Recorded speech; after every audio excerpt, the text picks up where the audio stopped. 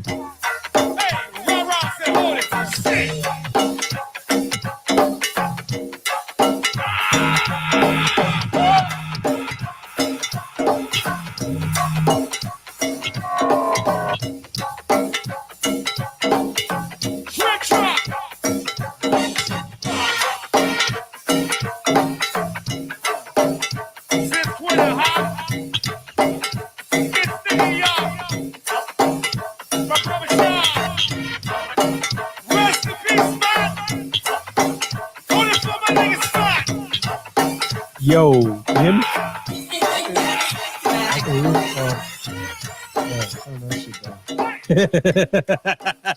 All this shit going on in the world.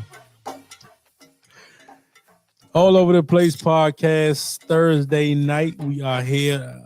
Share the show if you can. Hit the share button for us. We're going to get it out. We got a lot going on today. We got a lot to talk about. Lakers turning into Lakers. Westbrook 2 for 14, shooting 20% over the last 3 games. Man, they playing hot, cold sweat out that motherfucker when they get to shoot. They playing cold song. Man, they disrespectful, man. Yeah, it's getting crazy. Westbrook laughed at him, though. Like, man, crazy. Brooklyn looking good. They got their man back, Kyrie back, just on a limited basis. They saying that it's a rumor out there that New Jersey's thinking about paying the fine, man, just to have him. Oh, yeah. Yeah, there's 20, I think it's like $68,000 worth. A game? Nah, total. That's it? They might as well just go on and pay that. Then. Yeah, well, it's still. What's up, Reds? Hey, how you doing? Happy New Year to you and everybody that's involved. Kamasi, what's happening? And All Over the Place podcast 2022. Here we go. This is what we're going to do. Curtis Binion, what's happening? 9:30 in the morning. Michael Summers, Rick Cummins, what's happening? Yeah. Rick, you see I got your twin hat on, Joe. Tricky Rick. What would you doing? Robert Jackson, Yes, little indeed. brother of Joe Jackson. We get in that later. You was bouncing. Oh, yeah, comedian E. Boogie is back. is with us in the we building. Look, you might have to quit your church. I got a job. Pay by the fee. You got to cuss. All that motherfucking Christian shit. Man, you got to sell your soul for this money, man. I'm telling you, E. Boogie. I'm telling you. Don't do it, E. Hey, you got to sell your soul, man. Don't do it. Think about it, man. You got to sell your soul for that money, man. That's the motherfucker. What them youngers say the rap mama talking about, man, the chosen one and all that. Man, for that money, you got to sell your soul. No, man, can't do it. Man, look, 2021 was a hell of a year. It's a year where the scammers had a ball. Yes, Towards the end, them indeed. niggas was so broke, they breaking in stores and every motherfucker. Well, Man, I'm it's telling time you, to start man. the show. You ready to start the show, man? I'm always ready. I'm All right, always man. ready. Oh, It's man Santana, man. Good friend of mine. Still strong cause I push. Moved Still on when I strong 'cause we push. push. Hard times gotta push. Hard times No gotta climb, push. bitch, I push. Back straight, push. Chest up, push. Head up, push. 10 toes, push. Big things stay big things when the small things get pushed. And the small things stay small things when the big things just push. Chest up, push. Back straight, push. Head up, push. 10 toes, all praise to the underdog. Damn right, yeah, the underdog. Same one that was down with you. Came up, now you want the fall. Fake love, I don't want it all. Gang shot, I just want the ball. Yeah, No got a little hook combo in for him. broke Yeah. niggas. Grab the phone when the money call. Give him that I do this shit motherfucking by album. myself. I don't got no help, so I gotta push. To keep it from not working out, put food in my mouth, bitch, I gotta push. Lucky that I'm not a crook. Judging the way that you look, I see the Watch head in this your line eyes. drop. You easy to read like a book. Fucked them up when I came in. They ain't think I had arrangements or could cover that plane ticket. So we Let's gon' get to this lame shit. Hey, there it is right there. All over the place podcast. Let's get to this lane Slink and Deon, we here. Hey, Thursday night. 80.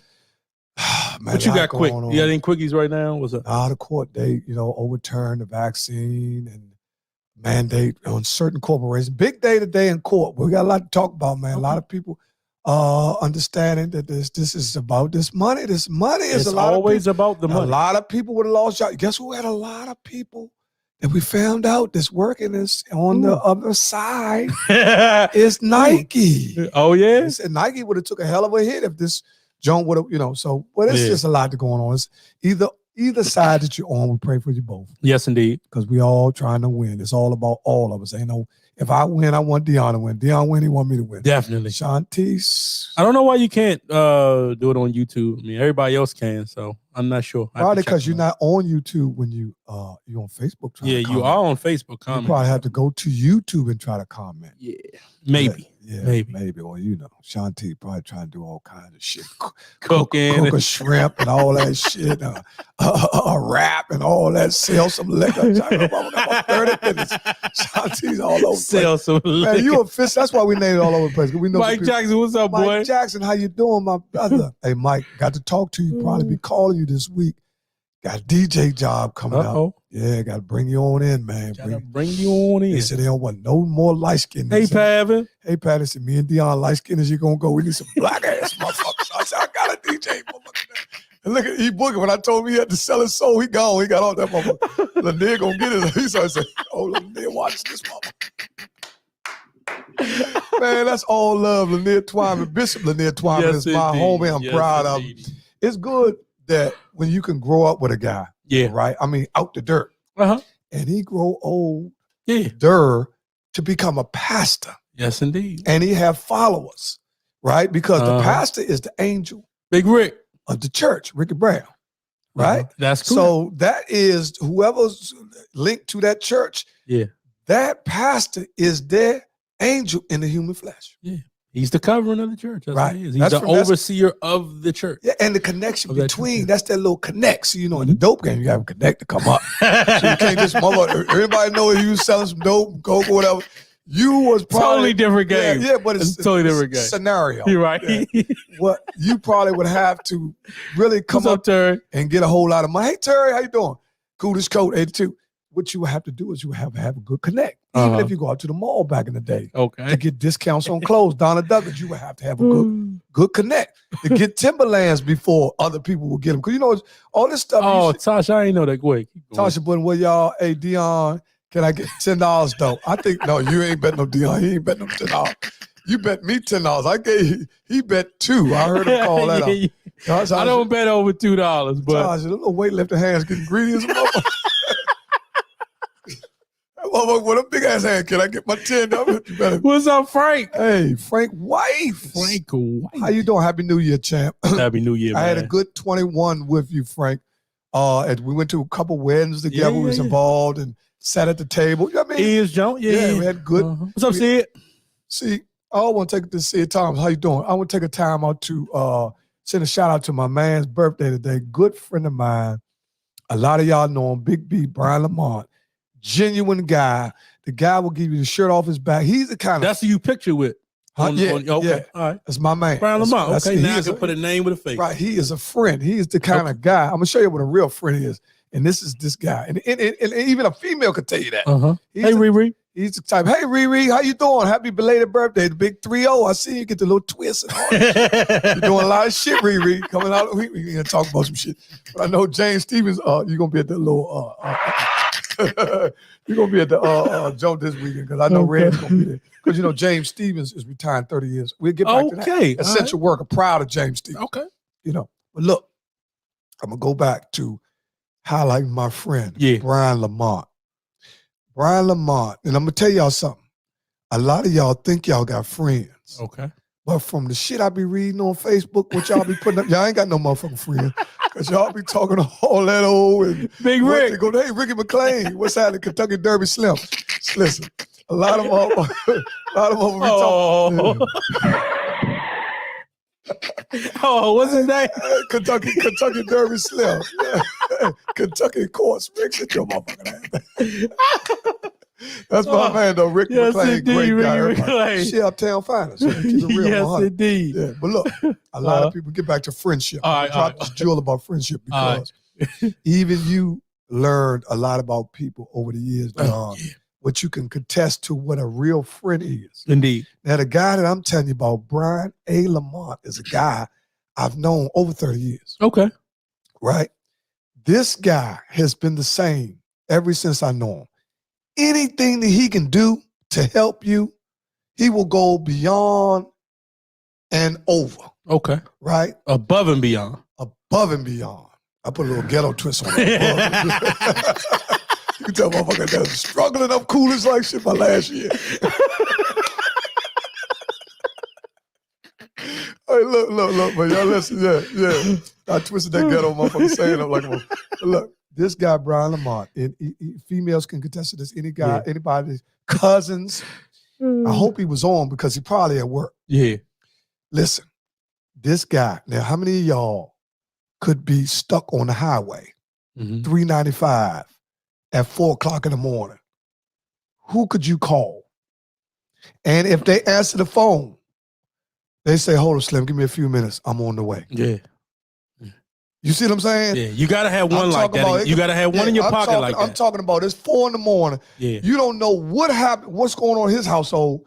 You just make the call. You just make your call because you said, damn, I got to, who the fuck can I call? All right. And you dial this number, you hit, first hit. Yeah. Guess what he say? Man, I'll be there. And yeah. Wherever you at, I'm on the way. Yeah, see, Michael Belly, sometimes Triple A take longer to come than a real friend. Yeah, that's true. Don't get the trigger like Triple A gonna be there. Sometimes Triple A take 2-3 hours. I said it's 3 in the morning, motherfucker. That's the difference between motherfucker. Like, you ain't got no real friend. You talking about Triple A. See, I'm telling you. A lot of motherfuckers, Riri, gonna pick that phone up and like, man, hey, Slim, I'm up on 395. That's a good number to play tomorrow. Man, I'm not coming out that motherfucker. Man, my feet hurt like a motherfucker. I've been working like I feel you. Yeah, I got it's one guy. It's a lot of people. Yeah. Now, I got one in my pocket. The guy that I'm talking about, he could have just been doing some extra activity in his bedroom or whatever. Guess what he gonna say? Slim, give me a few minutes. I'm on the way. I'm on the way. Yeah. That motherfucker will be there faster than any Triple A that you balling. Man, he will be there. And I know it for a fact. He's the kind of guy that if anything goes with anything wrong with your family, man, he done cook some shit for him. He done sent them flowers. He on it. Man, he's on it. Happy birthday to our man. Happy birthday, Brian Lamont. Happy birthday, Brian Lamont. See, you talking all that shit on style. That little ragged ass cat like you got that. That shit. He talking like you got a 2018 on star. Man, you be out there looking at the stars, waiting for the motherfuckers to come get your ass. But back in the day, it's like back in the day. If you ain't got no real friend, everybody need to have that one person. Yeah, you gotta have at least one. Man, listen, it could be some serious shit going on. It could be a life or death matter. Yeah. See, everything ain't always about come pick me up. Right. You know what I'm saying? Sometimes it could be life or death, man. Look, Slim, I left my my burner on at the house. Could you go home? Then we got all these phones now. You can open my door through my phone. Man, could you go home, turn the burner off? I'm out of town. I'm in Baltimore. Right. Man, people like that, guess what? If a dude tell you, I'm going over there and never go over there, and your house burn over there, guess what he gonna say? Man, I went over there, Slim, and the joint was already, motherfucker ain't there. Ain't he never even been over that motherfucker. Right. You know Some people will well, though. Yeah. Some people will well out. Yeah. But Riri had a birthday a couple days ago. Rodney Coleman saw me on BW Parkway, broke down, looked me in my eyes.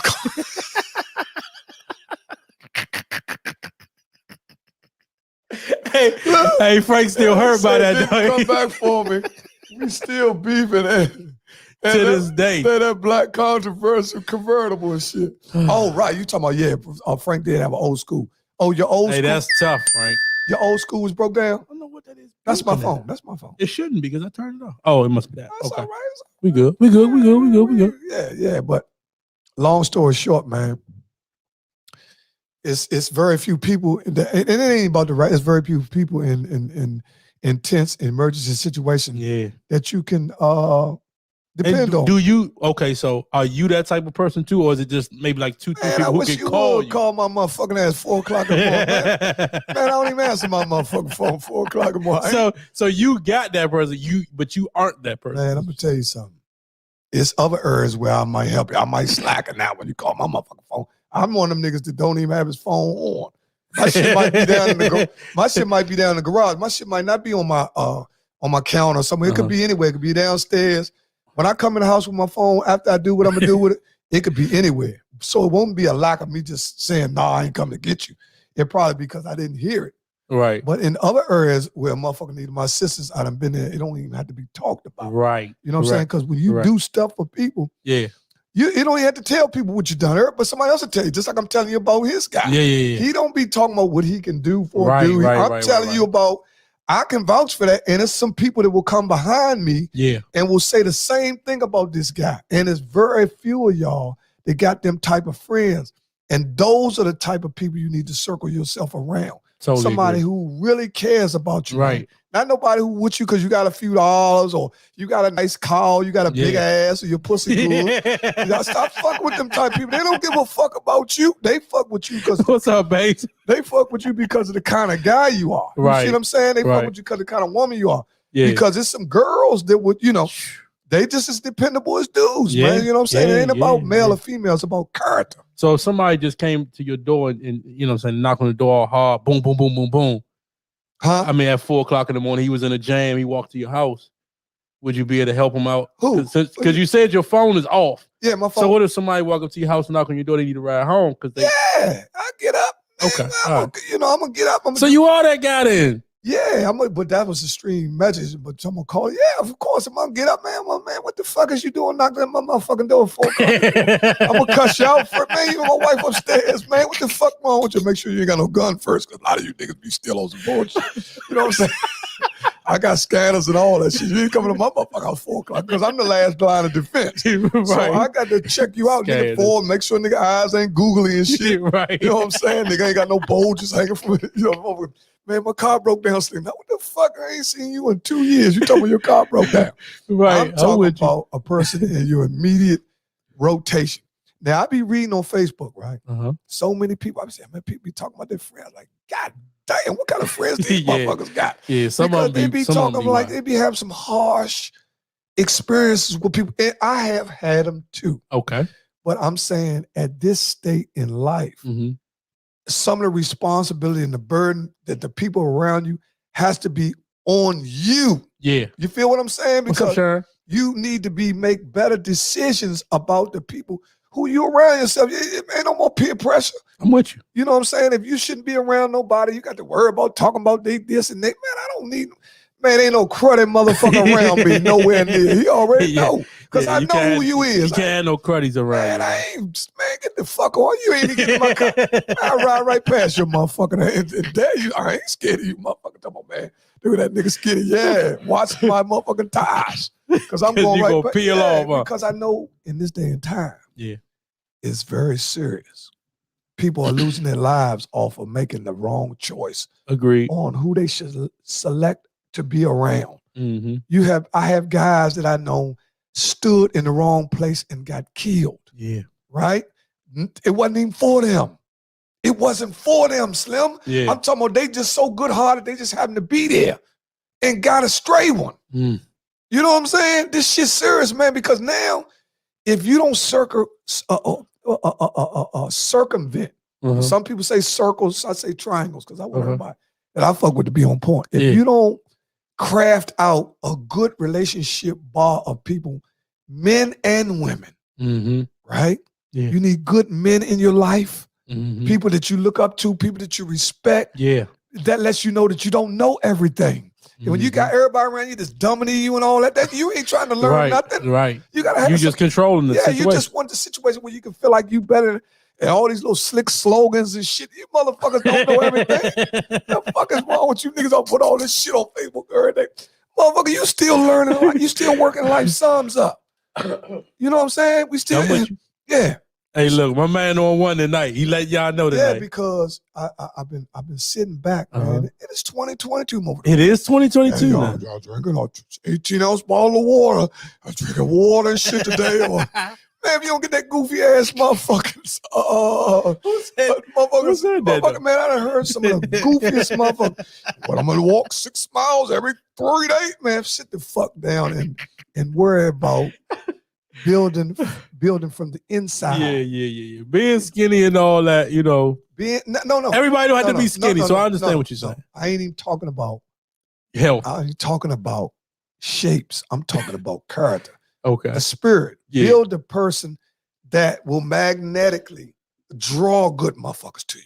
All right. You see what I'm saying? You got to be the beacon of the light. Yeah. See, some of y'all motherfuckers have bad experiences because y'all got some fucked up ways. Y'all don't want to admit it. You know what I'm saying? You're hitting the nail now. You got to flip yourself inside out. Show a motherfucker who you really is. You know what I'm saying? A lot of people don't have friends because they don't know how to consistently keep a friendship. Right. A ship sails. You know what I'm saying? Yeah. And don't get me wrong. Somebody gonna cross you. I ain't just get up here saying that, you know, every time a motherfucker have a problem in a relationship is on them. Yeah. I'm saying at some point in time, when you have all these problems with people and all that shit, man, get that mirror out, man. Yeah.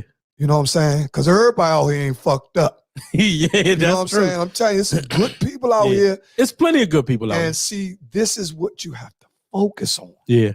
The good people. You gotta focus on the good people. Focus on the good people, then you can start glowing like them. You start melting and being a part of them. You know what I'm saying? What's up, Renee? Everything is about, you know, and then as people, what we have to do, we have to support one another. Well, it is. Hey, that was a perfect run right there. Now we got to get to, you hit the nail on it. We got to support one another. We be just like, let's tell on these niggas. Let's get on these niggas, Deon, like we be getting on this every motherfucking show with you niggas to give you niggas 2.5 hours of some motherfucking top quality news, comedy, and all that shit. Yeah. You niggas can't even hit the share button. The fuck you petty motherfucker. Hit the share button now if you ain't no petty motherfucker. Y'all know we trying to get some advertisement. Y'all keep asking them dumbass questions. Y'all got any advertisement? Share the motherfucker. We might get some motherfucker. Hey. Oh man, let's go to prayers up, man. We love our people. We love y'all whether y'all share it or not, man. That's how we is. We come for real. I just want to give y'all love. I love everybody because for real, honestly, to be straight up, I just do a little laughter in there. Yeah. Man, there is nothing going on between All Over the Place podcast without y'all. Yeah, true that, man. Prayers up, man. Special prayer going out to everybody that still has an older loved one, maybe your grandmother, your auntie, whoever it is. Just prayers up to them. They keep them, you know, that the Lord keep them in this world a couple more days. I know it's tough thinking about death and all that stuff too, but prayers up to everybody, man. Prayers up to definitely the older, the elderly, rather. Yeah, somebody got to look out for the elders. Somebody got to look out for them. Yeah, we keep praying for them youngins because their guns so big. We gonna pray for them. Yeah, we got to pray for the youngins every single show. Chris Davis, what's happening? What's up, Chris? How you doing? Yeah, we have still a lot of people, even though the burn of this late Omicron has hit and spread it around and the masses rapidly than all the rest of them, but it says a little lighter, which it is, because I was a victim of it myself. And for the people before me that suffered from COVID, I think we need to start talking also about the after effect, like the mental aspect. Did you go to the doctor? after you had COVID to get your insides checked out. Did you? Well, they don't tell you to do that though. Yeah, but after something But you probably should. of course you should, You because probably you're supposed to go to should, the doctor anyway. Yeah. So after having something that worked on the inside of your body, I think it would be a good idea to make a doctor's appointment just to make sure everything okay. Yeah. Because sometimes, a level or two could be off and you don't know. Right. And you can have a heart attack. You're like, man, I thought he was cool. But then they say, well, he had COVID. Right. It ain't about that. Sometimes you got to do a checkup behind. Well, it's going to be funny how this thing works out in about 15 years to see where people are at after the vaccine. What do you think? How long is this? I mean, 2 years ago we were saying it. Well, I said 10 years from the jump. It's going to take 10 years. So you're saying 2020 to 2030 we'll be involved in masks and you think we'll be wearing masks? I mean, we not wearing. I mean, I know what you mean. Like if you go in the stores and all that, we'll have certain conditions that we'll be living under based pre-COVID. Yeah, but you still got to understand that in some states there is no mask mandate. Well, we ain't talking about. So we could just talk about DMV. Well, no, we talking about the world overall. It's going to be some spots. Nobody never going to agree on everything, right? But overall, people are committing to CDC regulations. Yeah. They going by. It's more people out here wearing masks than not. Right. It's more people out here got shots than not. Mm-hmm. Because if you go back to the beginning, there were no shots. Right. You know what I'm saying? So now you got more people out here with shots in their arm. Yeah. You got more people out here that's wearing masks because whether they got sick or not. Yeah. But the one thing is that I don't understand, but it's no way to control it, is if you know that you've been sick, don't come to work or don't be out, in the public sphere. You know what I mean? Don't be out. Don't come to work. You gotta go to the grocery store, you gotta get food, but don't come to work. Why come to work if you know? So you say if a person would have a runny nose, stay home and don't even question it. Just stay home. I don't want to hear you sniffling. Okay. I don't want to hear you. So now I don't want to hear none of that at work. So now we got to the point where you can't come to work if you sneeze. You shouldn't. You should just stay home. But can you fight it? Say what? Next thing you know, man, I'm telling you, don't be fighting at work, man. I'm telling you. That ain't gonna get you COVID. All I'm saying. Well, I'm saying even if you never know, just if a person, hey Wayne, what's up, homeboy? What's up, Wayne? What if a person may have a runny nose? Everything is not COVID related. That's what this is where the problem comes in. Okay. Now a person might have sinuses. People had sinuses. Man, I don't want to hear nothing about no sinuses. This is now this is you saying I'm talking about facts. It's people that had sinuses before COVID. I agree with you. Since some of the COVID symptoms relate to sinuses, a person with sinuses is supposed to stay home. Yes, I mean it's if you're doing any of that because you don't know what it is unless you went and got a test and say you negative. Well, if you got a runny nose. Anything like that, stay at home. Or what about the people that come to work with COVID and don't know they have it? That's what I'm saying. There's no way to control it.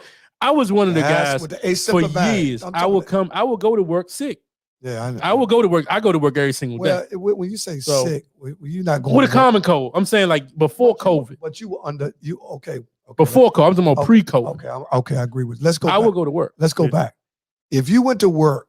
There's a lot of people who get on here now. There's a lot of people going here now because of COVID and all that. They say, listen, if people came to work, there's a lot of grown-ups, and I've worked for years. They came to the work with a common cold. They would either be on medication. They might have daycare drops. They have cough drops. Yeah, they got all that. They have a few things to let you know that they're treating whatever condition that they have. Right. While they're at work. But since Corona's came out. You cannot come to work. Stay home. Just stay home. Just stay home. But how do they know they got COVID though? But here's the thing though, like a person that how do they know they got COVID? They gotta go get a test. Okay. Go get you a PCR. Okay, that takes 24 hours. Yeah, about 36 hours. Yeah, 24 hours or 36 hours. Yeah. It's different. Depending. Where they're giving, see, this is back to what they're talking about, the administration behind the gun, where now they're saying they're going to give every person N95 mask sent to their house. Right. Heard about that? Big shout out to PG County Public Schools too. They can start giving out masks. Now they started in DC area where they were giving out free rapids. Yeah, but the thing with the rapids is this. Because rapid is a test. But the percentage of the rapid test being correct is going lower and lower you start playing doctor when you do all that. No, that's what I'm saying. See, that's what I'm saying. Listen, what you're saying. Now, you want a person that don't come to work, but they go take a rapid. Rapid saying negative. They go to work. What rapid did they take? You can't do that. You can't play a doctor. You can go to the hospital and get a wrong test. If your nose is running, if you got a cough, stay home. That's all I'm saying. Just stay home. I'm not saying you're get wrong. over that. I'm not saying, and then come back to work. I'm not saying you're wrong for feeling that way. I'm not. Yeah. No, I'm not. I understand because I know I don't. Some people don't get paid unless they go to work. Now me personally, I would never go to work where I know I'm sick to the point where. If you know your body, you're supposed to know that, hey, this is more than a cold. Right. Well, that's what I'm saying. Like, if you got a fever or something like that, because it might, and then some people say, damn, Slim, well, I ain't feel that bad this morning. I took something for it. What's up, Daniel? Hey, Daniel, how you doing? This is how a lot of people do. This is where we get into the conflict, and this is how this is how the whole country is sick. Yeah. Because there is no guideline between what has to be done and what is being done. Well, that's what I'm saying, and we can get on, but they did fail, or they dropped the thing that Biden was trying to make for big corporations. You either gonna get tested or you're gonna get the vaccine. They dumped that, so you can't get that. They lost in court. They lost in court. So, well, you know what that was all about. Right? I'm just saying, stay home. What? That was about money. It's always about money. Because they already showed that amount of people that they were going to lose, that automatically, if that law would have went through, they showed automatically how many people was out of work, out of work. Instantly. And it was hundreds of thousands. Yeah.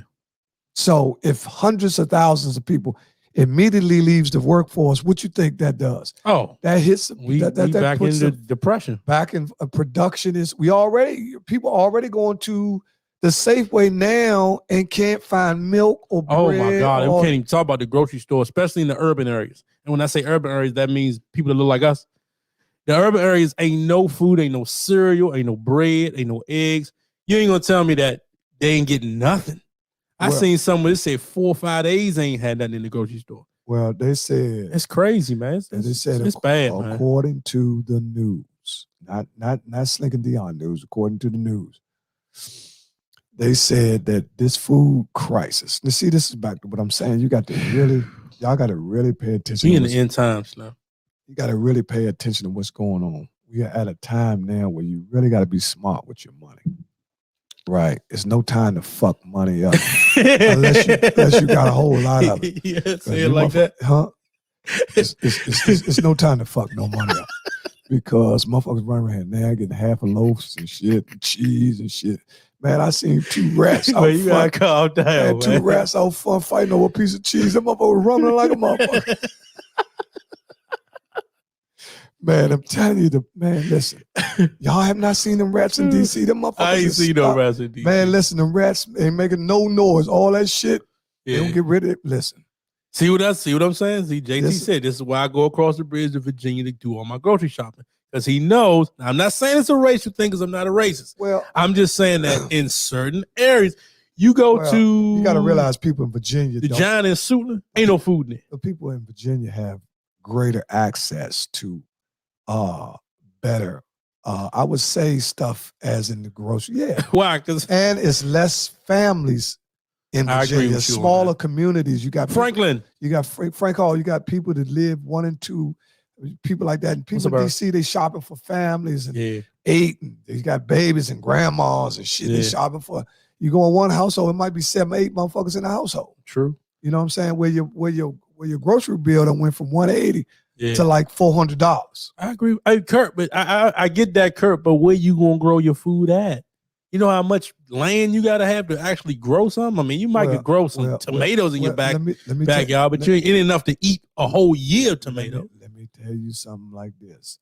This is also for you a good chance, a good opportunity for people to change what they eat. Because a lot of the stuff that you eat is harmful to your health anyway. Yeah. Now that the food is gone, you could be a little bit more selective about what you eat, opposed to just going there, grabbing this, grabbing that, grabbing that. Now you have to look over everything just to see what you're going to eat. As long as DoorDash closed. Yeah, that's good. But you know what? It is about the food, like you just said, though. But I mean, I think it's going to be it's a meat shortage right now. So they started with the chicken. And you gotta go with no homo with that shit. When you come up with all that shit, meat short. Yeah, you gotta watch these youngins. They don't even hold up. No, when the meat short. What's up with the pause? Yeah, no homo. Yeah. There's a chicken shortage. I'll go that way. Well, it's beef too. Beef, chicken. All those up. Beef is up like I think beef is up higher than chicken now. I think it's like 16%. You will never run out of fish. You will never run out of fish. Well, I guarantee you'll never run out of fish. Well, the turkey wings are on the low because of they had like a bird flu or something. Mm-hmm. What's up, dog? He said meat short. Yeah, that's why I try to tell him, JT. He is coming out like that. Y'all gotta slow down, man. You got a lot of people, man. They on everything. They reading all the comments and everything. What's up, dog? What's up, dog? Oh yeah, turn on the. We might gotta call a dog tonight. All too. life for the party. She's talking about for the food. Oh, that's why she's saying. Yeah, where it is. Always call life for the party for food. Even the people who are running catering businesses now, their prices might have to go up as well because they have to pay more now for food. Yeah. So their prices have to go up. Yeah. So everywhere is taking a hit. See, even people that's catering. We got Life of the Party. We got who else we got? We got Henry in there. Henry Tucker, yep. Henry Tucker and Champ Lamar Grub Star. Mm-hmm. You got April Cherie with April Cuisines. Yeah, we got a lot of homies. Tracy Lee. Tracy Lee. We've had several. We've had Monica Griffin. Yep. What's we also Shantae Smith, Chef Shantae with the Caribbean. So a lot of our chefs have been. Get with Chef Shantae. Yeah, a lot Caribbean of listen. I got to taste with some Caribbean. A lot of our people in the food industry. Yeah, they got to go up. That have been on our show have been hit with prices. So how do you think? And they're buying in bulk. Yeah. They're not buying 1 and 2 like y'all buying. They might have a party of 200 people. Right. So they got to spend $700-800 just off. Yeah.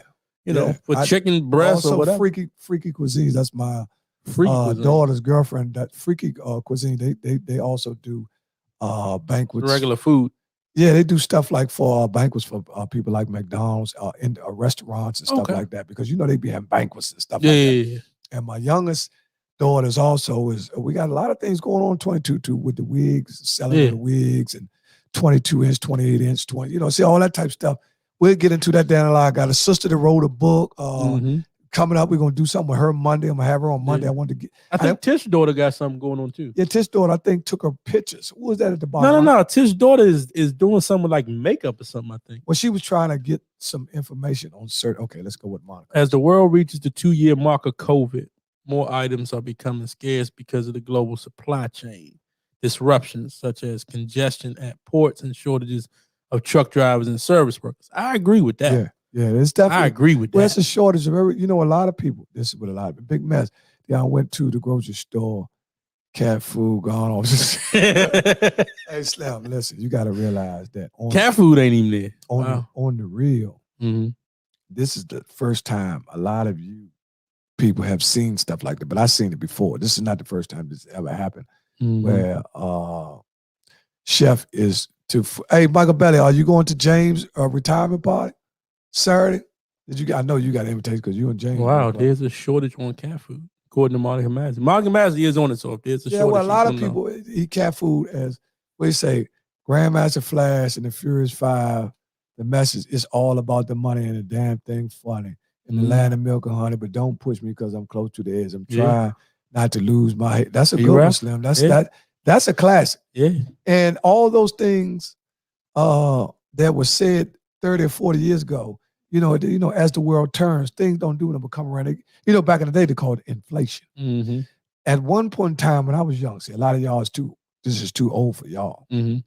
But a lot of people back in the day when gas prices were so bad, people used to siphon gas with a hose.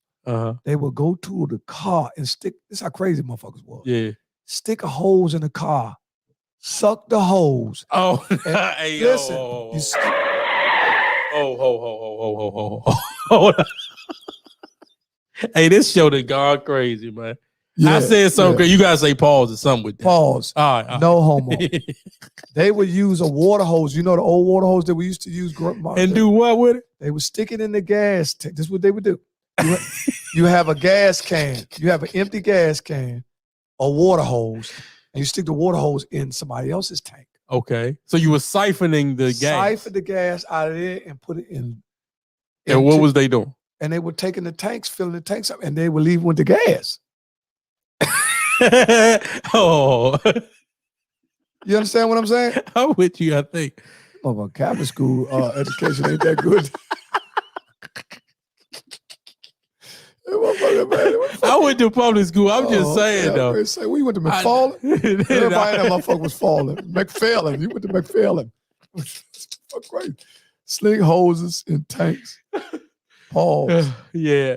Now, it was just what you had said, man. What's up, E-Dub? Yeah, E-Dub, Brian. Anybody know what I'm talking about? That was back in the. It was just how you said it. That was back in the 70s. That's how high gas prices was back then. Compared to now, gas prices were higher now than they are back then. Okay. But because of inflation and how much money we make now, opposed to how much, because you know, minimum wage used to be $3.35 when I was a little boy. Right. I can remember when it was all the way with $2.40, something like that. Now minimum wage is at what, $11 or something like that? Yeah, it's probably higher than that. So over the time frame of changing, you see what I'm saying? Inflation prices go up. People are allowed to make more money. You make more than your parents make. Mm-hmm. You see what I'm saying? I make more than my parents made, and I've been incarcerated for 20 years. Yeah. You see what I'm saying? My mother worked hard, but I got out of prison and made more money, twice as much money my mother made. Because that's just how to, exactly, because of change of times. But, right. And that's cost of living. Right, cost of living. So back then, people were using hoses to siphon gas out of your tank. You go get a full tank, a dude to watch you, and go get a hose, stick it in your joint, siphon it, and put it in his gas tank. 3:30. Hey, boy, ain't no fucking way, boy. Boy, ain't no way, boy. Boy, ain't no way, boy. You can't do the hand motions. What? Okay. Hey, nah, you can't. You just can't do it. You know what? We off to something. Let's get some sports or something, man. Hey, all right. Let's get some sports or something, man. What is going on in the sport? Oh, we gotta talk about the NFL, man. Let's talk about the NFL. Got some great games coming. And the matchup. Put the matchups up there. You might need to put the matchups up. We can go with that's gonna take a little bit of engineering, so we ain't gonna worry about it. We'll just go with the Saturday games. Saturday games, the first game Saturday is the Bengals versus. Well, hold up. Don't do that. What? The hottest game of the week is the Cowboys and the 49ers. They don't come on till Sunday. You don't care? Or? No. I was just going to give you the Saturday games first. Oh, the Saturday games. Okay, go ahead. You got the Bengals against the Raiders. Very good game. I'm taking the Bengals for $2. I listen. I'm taking the Bengals at home. I'm taking the Bengals for $2. I got to talk to Tasha Puddin. I wish Tasha Puddin was on here. Yeah, she was on here for a minute. Picking. Yeah, cool. Right. I'm trying to figure out. Slink grabbed the hose. Hey, boy, ain't no fucking way, boy. Hey. Man, see y'all. Y'all get too get too crazy. The problem with with y'all, a lot of you young bucks, you ain't never been through nothing, Michael Bellick. You ain't never skipped no rocks down the creek or nothing, motherfucker. Okay, Raiders. He could say the Raiders. Okay, Rick said he got the Raiders. Okay. Raiders, what I'm saying. Are you willing to put $2 on that, Rick? Because I'm willing to put my $2 on the Bengals. Hey, Daniel said he agree. Okay. Well, we'll go with that. So who you got? Man, I am decided now. I want Joe Burrows to win, but I'm looking at. I see Burrows winning that game. Listen, I'm looking at everything that's going in the Raiders' favor, right? They're the underdog. Yeah. You got the guy that got locked up for DUI. I'll take that $2, JT. The guy that got locked up for the DUI. Oh, yeah. In the Raiders. Ruggs. Yeah, Henry Ruggs. Then you got the young guy that got on there and camera that showed that he had a gun. Mm-hmm. And then you got the firing of the coach with all that racial stuff. And they beat the Chargers. Yeah. Chargers is one of the hottest teams in football. Yeah. Well, I think they play on that Madden thing too, though. I think they got the Madden little thing with them. That's the other thing I was great. Yeah. When Madden died, they got him on the helmet now. Yeah.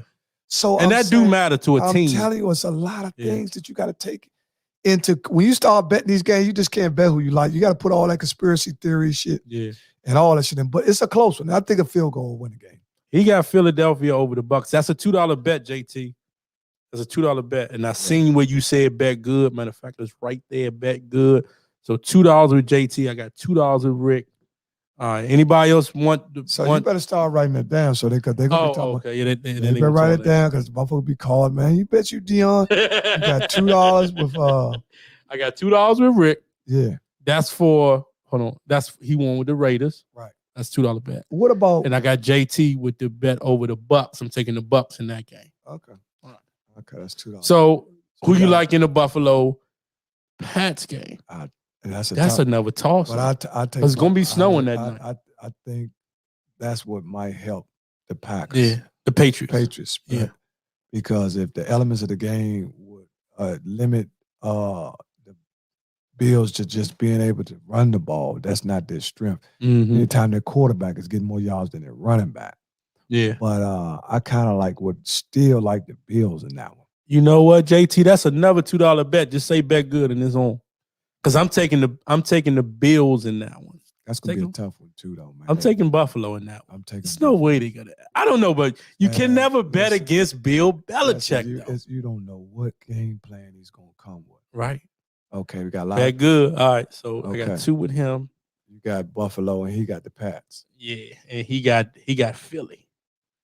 So you got and the next game would be. I got the Bucks. The next game would be. And with Rick, who I got? Kansas City and the Pittsburgh. Kansas City, late night game. Sunday night will go backwards. So Sunday night game, Steelers versus Kansas City. I'm going with Kansas City all night long. That's the last game of Sunday night. Yeah. That's 8 o'clock. Saturday night. No, that's Sunday night. Oh, no, I'm sorry. Ain't no Saturday night games. No, okay. Oh, you said, what's Saturday? How many games played Saturday? 2 games Saturday. You got Bengals, Raiders, and Pats, Bills. Only 2 games on Saturday. Okay, Sunday, how many games you got?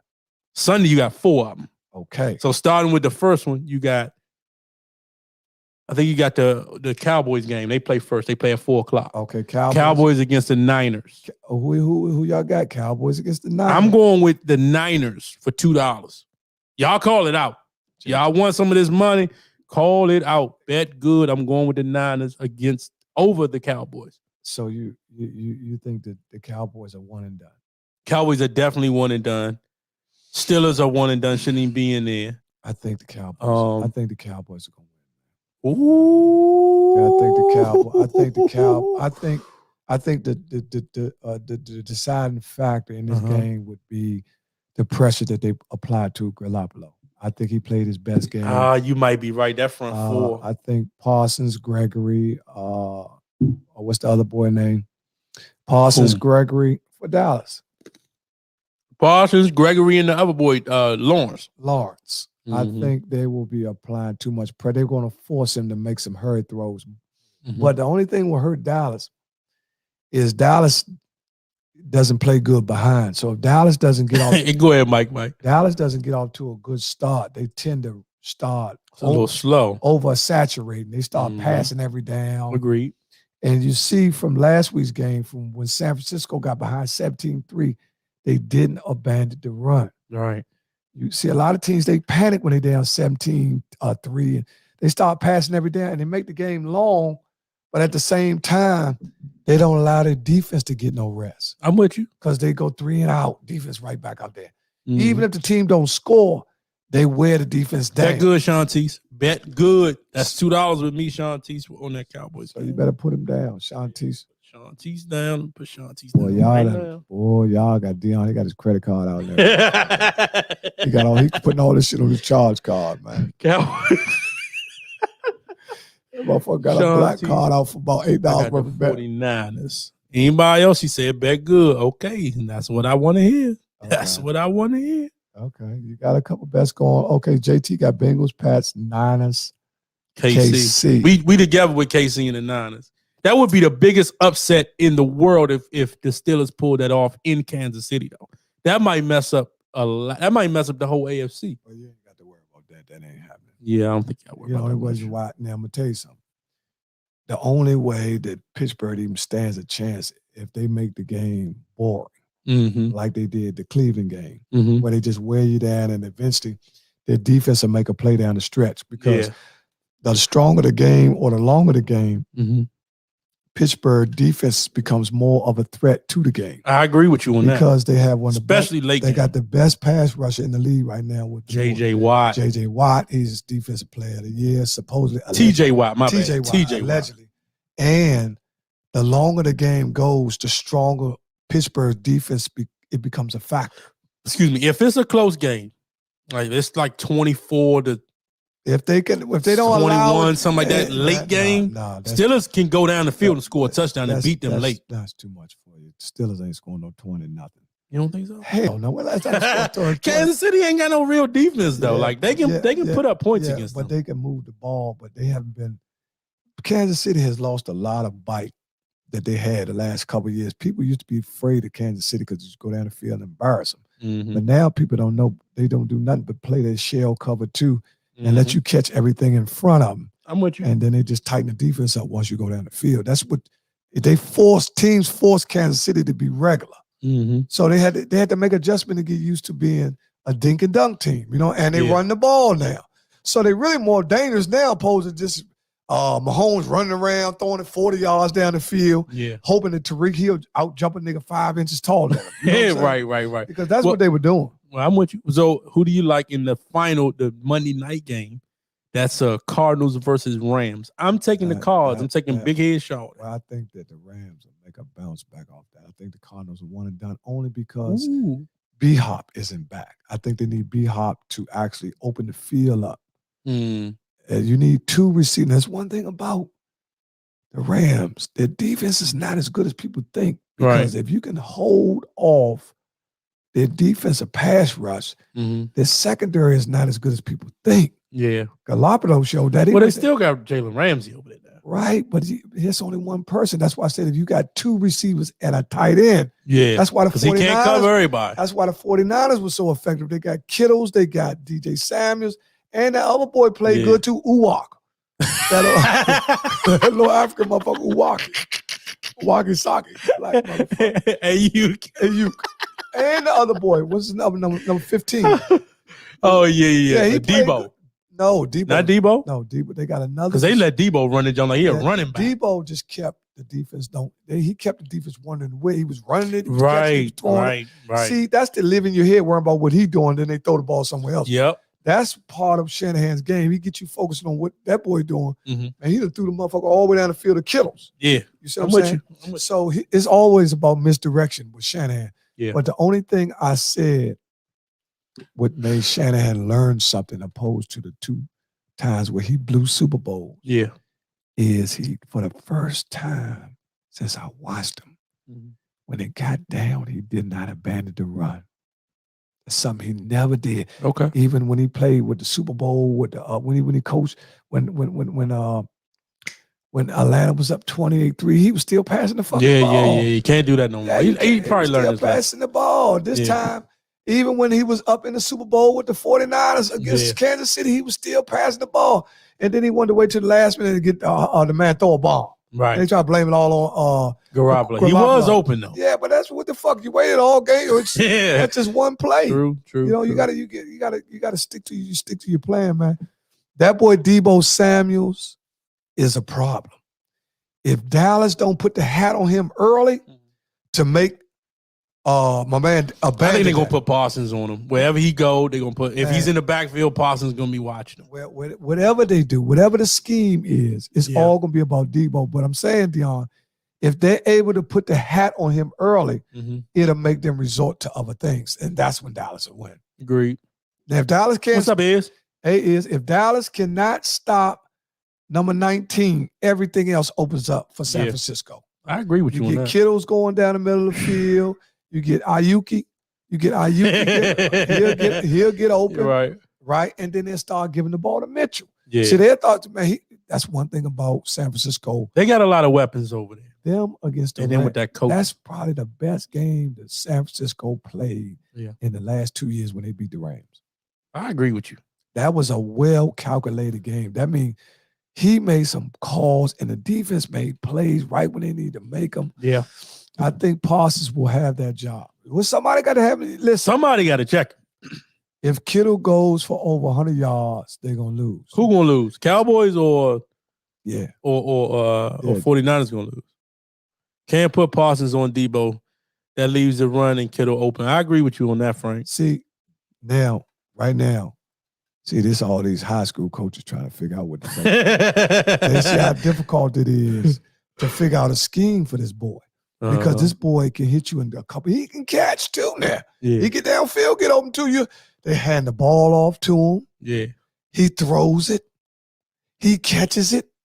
You see what I'm saying? So this is a versatile player, and this boy. Well, I know we've been talking about the Dallas, and now let's switch to Dallas. I do think that Dallas offense, if Dak has a good game, they're going to win the game. If he throws 2 interceptions, they're going to lose the game. It's just that simple. So it's all about turnovers with Dallas. It's all. But they always in the game late. It's all on Dak. It's all on Dak. Bro. It's on Dak. Well, the Cowboys go as Dak go. Well, period. Every playoff game, just to let you know, every playoff game that Dak has played, he's had Cowboys in position to win, even against Aaron Rodgers and all of them. He's outplayed all them motherfuckers and started out slow. Came back, had the Cowboys up. They threw that ball to Cook in the corner. They had the joint. Yeah, that joint to Cook was terrible. Yeah, the pass to Cook. That was 4th and 20. Right. They got 21. Yeah. How the fuck? Who lets them get so? The defense failed them that time. You know what I'm saying? So I bet $2 that the 49ers win is. Let me know if that bet good is. Let me tell you something. I got $2 on the Niners. If you watch Dak Prescott, a lot of Cowboy fans don't like Dak Prescott, and I don't understand that. A lot of Cowboy fans do not just like they Dak say the Prescott. they said the reason they lost to Arizona is because Dak fumbled. Now a lot of people can't go with one play though. But I'm listening to you. This is what the Cowboy fans, because they tarnish or they get a mental block from what the last thing they see. They didn't think about that good is. They didn't think about 3rd and 10 and they threw the ollie. Now I'm gonna tell you what Dallas better do. Dallas better hide number 30. That's the weak link on their secondary. Anthony Brown. He looked like James Brown. Bullshit around. They better bring number 27 in to get him out of there. Yeah. And the key to Dallas' victory. But what's the name be getting torched too, though? The guy that they say is the next Deon. Well, you rep the Diggs. At least he's not afraid. They ain't worried about everybody get torched. Yeah, I don't want nobody on that end the suspect. Diggs wants you to throw at him. Right. Because he will pick that jump off. Because a bad throw could mean 7. Yeah. The opposite way. Or just a turnover, because he will catch that jump. You got to be careful with him now. He also gives up more yardage than any other cornerback. He gave up more yardage. But because he gambles, you know what I'm saying? So he had 7 interceptions, a couple of pick sixes. Yeah. Oh, he had a good year for a guy, the second-year player, right? Yeah, second year. Or this might be his 3rd year. This might be Diggs' 3rd year. So this is I'm not sure. It's either second or 3rd. This is definitely Parsons' first. Because I remember they were saying that Diggs wasn't very good. Then he came out this year, and he lit it up early with the 7 picks and all that. So I don't know. Well, enough on football. So what's the word on the street, man? The word on the street is Kanye is in a lot of trouble. He done stole a motherfucker. Huh? Yeah, they had that's entertainment news. Let's switch that. That's entertainment. Yeah, they say, man, Kanye stole somebody. Somebody followed Kanye and motherfucker asked for his autograph. Kanye 2-piece of motherfucker. Motherfucker white boy. They looking for him?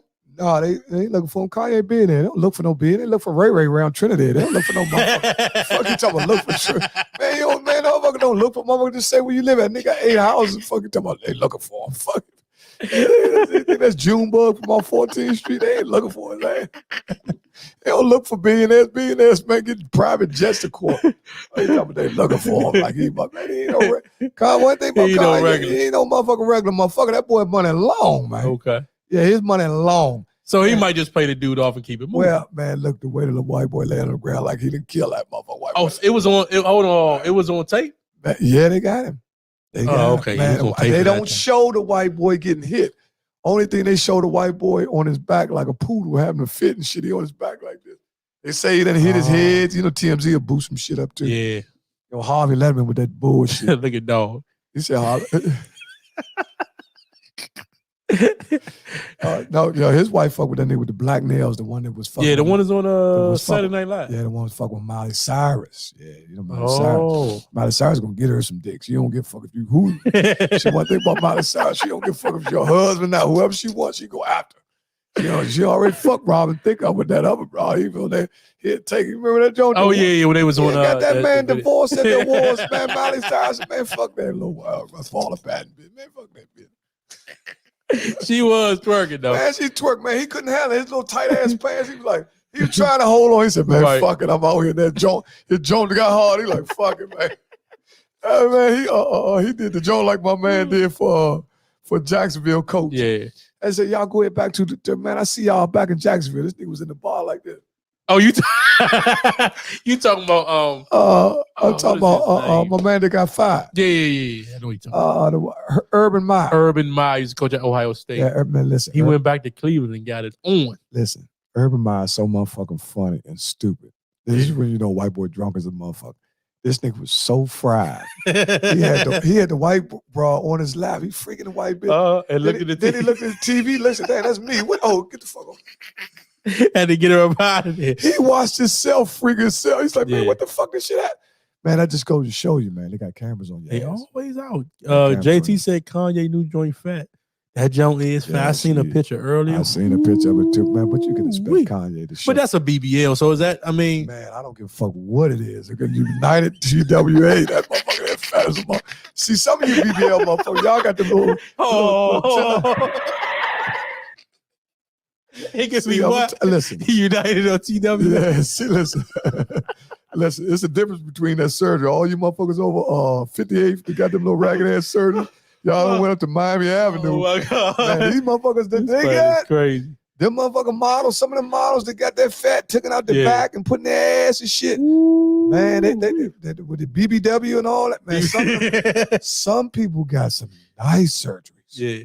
Right? Well, you got to pay for the better. I guess the more you pay. That too much is too much. Too much. Simple as that. Yeah. But they like the one Kanye got, that motherfucker, the head boy. Yeah. She fat. Yeah. She fat. Kanye is Yeah, I seen the picture. My people's my mans and them sent it. I'm like, huh? What? Is that what they really do? Yeah. But I'm gonna pull it down. And Kim is dating the little dude with the black fingernail polish and shit. Miley Cyrus, Kim stopped following Miley Cyrus once she found. That's the pictures, y'all. Yeah, she fat as a motherfucker. Man, I'm telling you, some of them girls got perfect asses, man. Yeah. They went to them doctors, and them doctors, they working. Listen, when you go to the car dealer, and you spend $10,000, okay, you can get you a nice car. Yeah. Right. You can get you a real nice car for $10,000. A real nice car. Real nice car. Straight cash. Straight cash. You go there, do the work with you. You might even get a car that costs about $15 if you can talk right. Right. If you got the whole 10. Right. You got to have the whole 10. Though. Right. If you got the whole 10. Yeah. You got to have the whole 10. Now, if you go to the car dealer and you got $150,000. Oh, you get whatever you want. The type of car that you would get compared to the $10,000 car is the difference between the ass job that one of them bras got opposed to Tina over here in motherfucking 58. You know what I'm saying? Tina just got all kinds of blood clots and shit.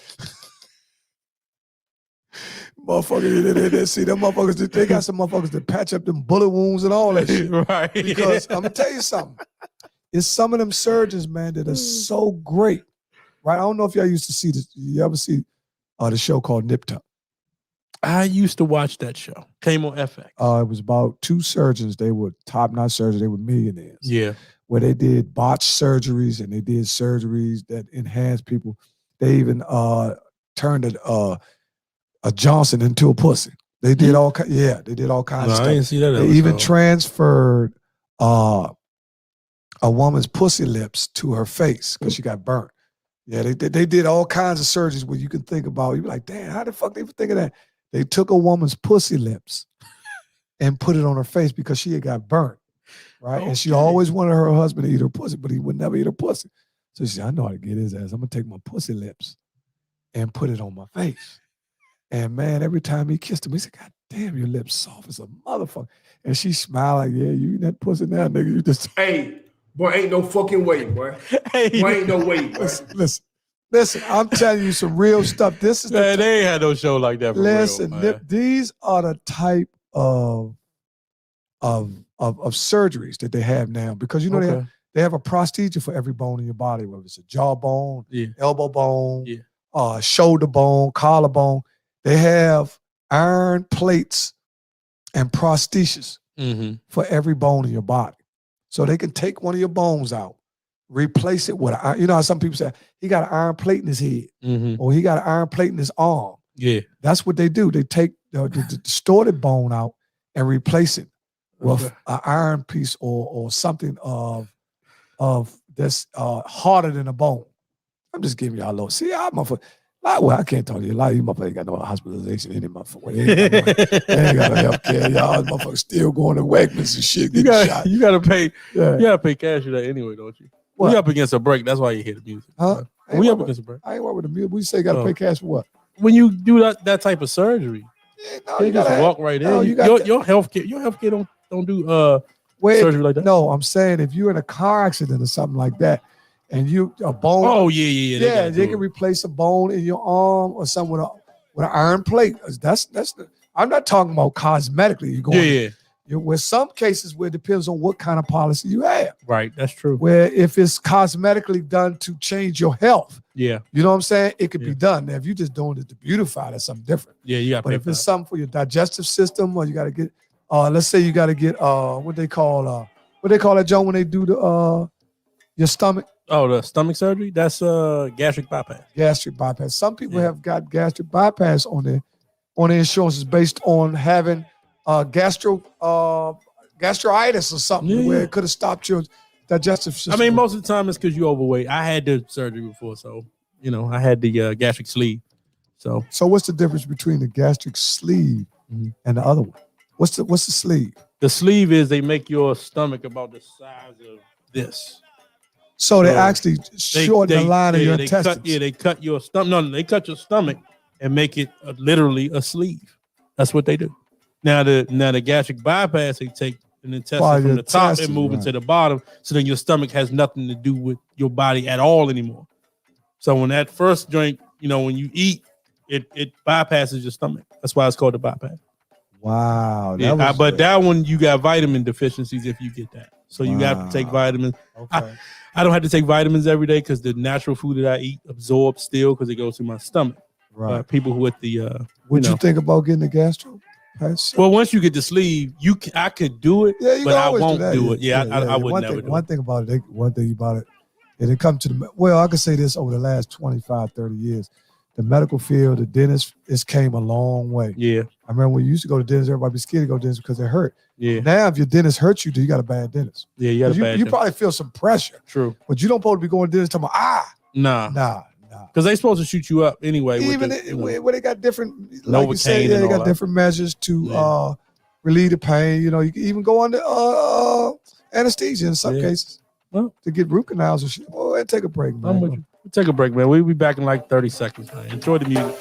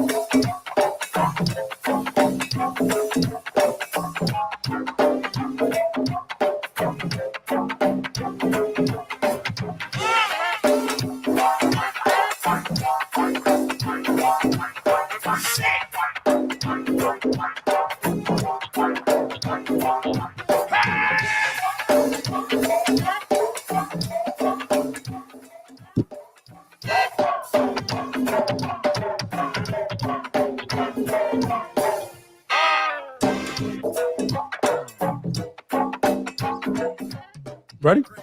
Yeah. All right, y'all. We are back for the second hour. Hey, man. All over the place podcast. That was a good one, man. That was a good first hour. Thank everybody. You ain't got me up. Turn me up. You ain't up. Yeah, there you go, big All boy. right. Yeah, there you go.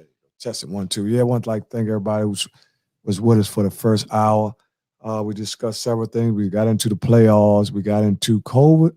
We got into a lot of things that's going on around the world, which we try to about having good friends. Yeah, about friendship, the value of friendship, and how rare it is, and how once you get a good friend, understanding the tools that it takes to keep a friendship. True that. Because it's a companionship. It takes two. You know what I mean? So if you're in a friendship where it's lopsided, you're doing in your mind more than you think than the next person is put forth in the effort in the relationship, you just scale back. Just make it even. You know what I mean? Don't allow yourself to be overboard. Just understand, meet a person where they at. You know what I mean? I try to tell people that all the time. Don't try to, push it. Just meet them where they at. Then y'all have an understanding of friendship, y'all, whatever you want to title or call it or whatever. You at least you'll have an understanding of what you're doing and what you're doing. Indeed. Well, the word on the street is my word on the street. The word on the street is that them Taco Bell wings is a torch. Oh, Lord. From what I hear. I didn't eat them. How can you verify that? Everybody's saying it on social media. That them Jones bomb. But they say that ain't no grease in Taco Bell, so how they cooking the wings? Well, you got to realize there's a food shortage, so a lot of people haven't been eating as much as a lot. I don't see a lot of people at restaurants either like they used to be. Nah, people definitely People used to show plates, and people love to show what they got, show the plate and where God. they eating that. People calm down with that a lot on social media. Yeah, they used to show what Roof Chris pointing at the building and shit. You know what I'm saying? Man, ain't nothing wrong with it, man, because the motherfucker really be happy when they out. I understand, man. Black people been through a lot, man. That's why I don't try to be so hard on them. Been through a lot, man. Motherfuckers failing in class and shit. Motherfuckers behind on the bills and shit. Cars getting snatched and shit. Niggas get fired. There's a lot going on. There's a lot going on. You got to be, man, to be black, you got to be strong, man. You can't be no weak motherfucker. You got to be very strong. Man, you've been hanging yourself in this motherfucker, man. And we are totally against suicide. Yeah. To be black is definitely different than any other ethnic group in the world. And that's a fact. But I would never turn in my skin color. I would never want to be nothing but black. I would never want to be nothing but black. I understand the flip side of that coin being how great we as a people really are, but we have to be in tune with your greatness to be able to receive it. So you can't just say you're great and then don't do great things. You know what I'm saying? You got to do great things so it can calibrate with your spirit. You know what I mean? Indeed. So, I just, try to get you a little Peter Green shit. I get you a little Peter Green shit. See, I try to calibrate with the spirit. All that shit. See, I try to hip y'all because sometimes y'all fake Erica Badu listen to motherfucker burning clothes and shit. Think you know every motherfucker thing. But for real though, man, it's good to have people around you, man, that can teach you something too. Everybody needs somebody around them that they look up to, where they really, they really respect their opinion, man. They could be totally off base about something and talk to that individual, whether it be male or female. They be like, nah, Deon, that's not a good look, man. Right.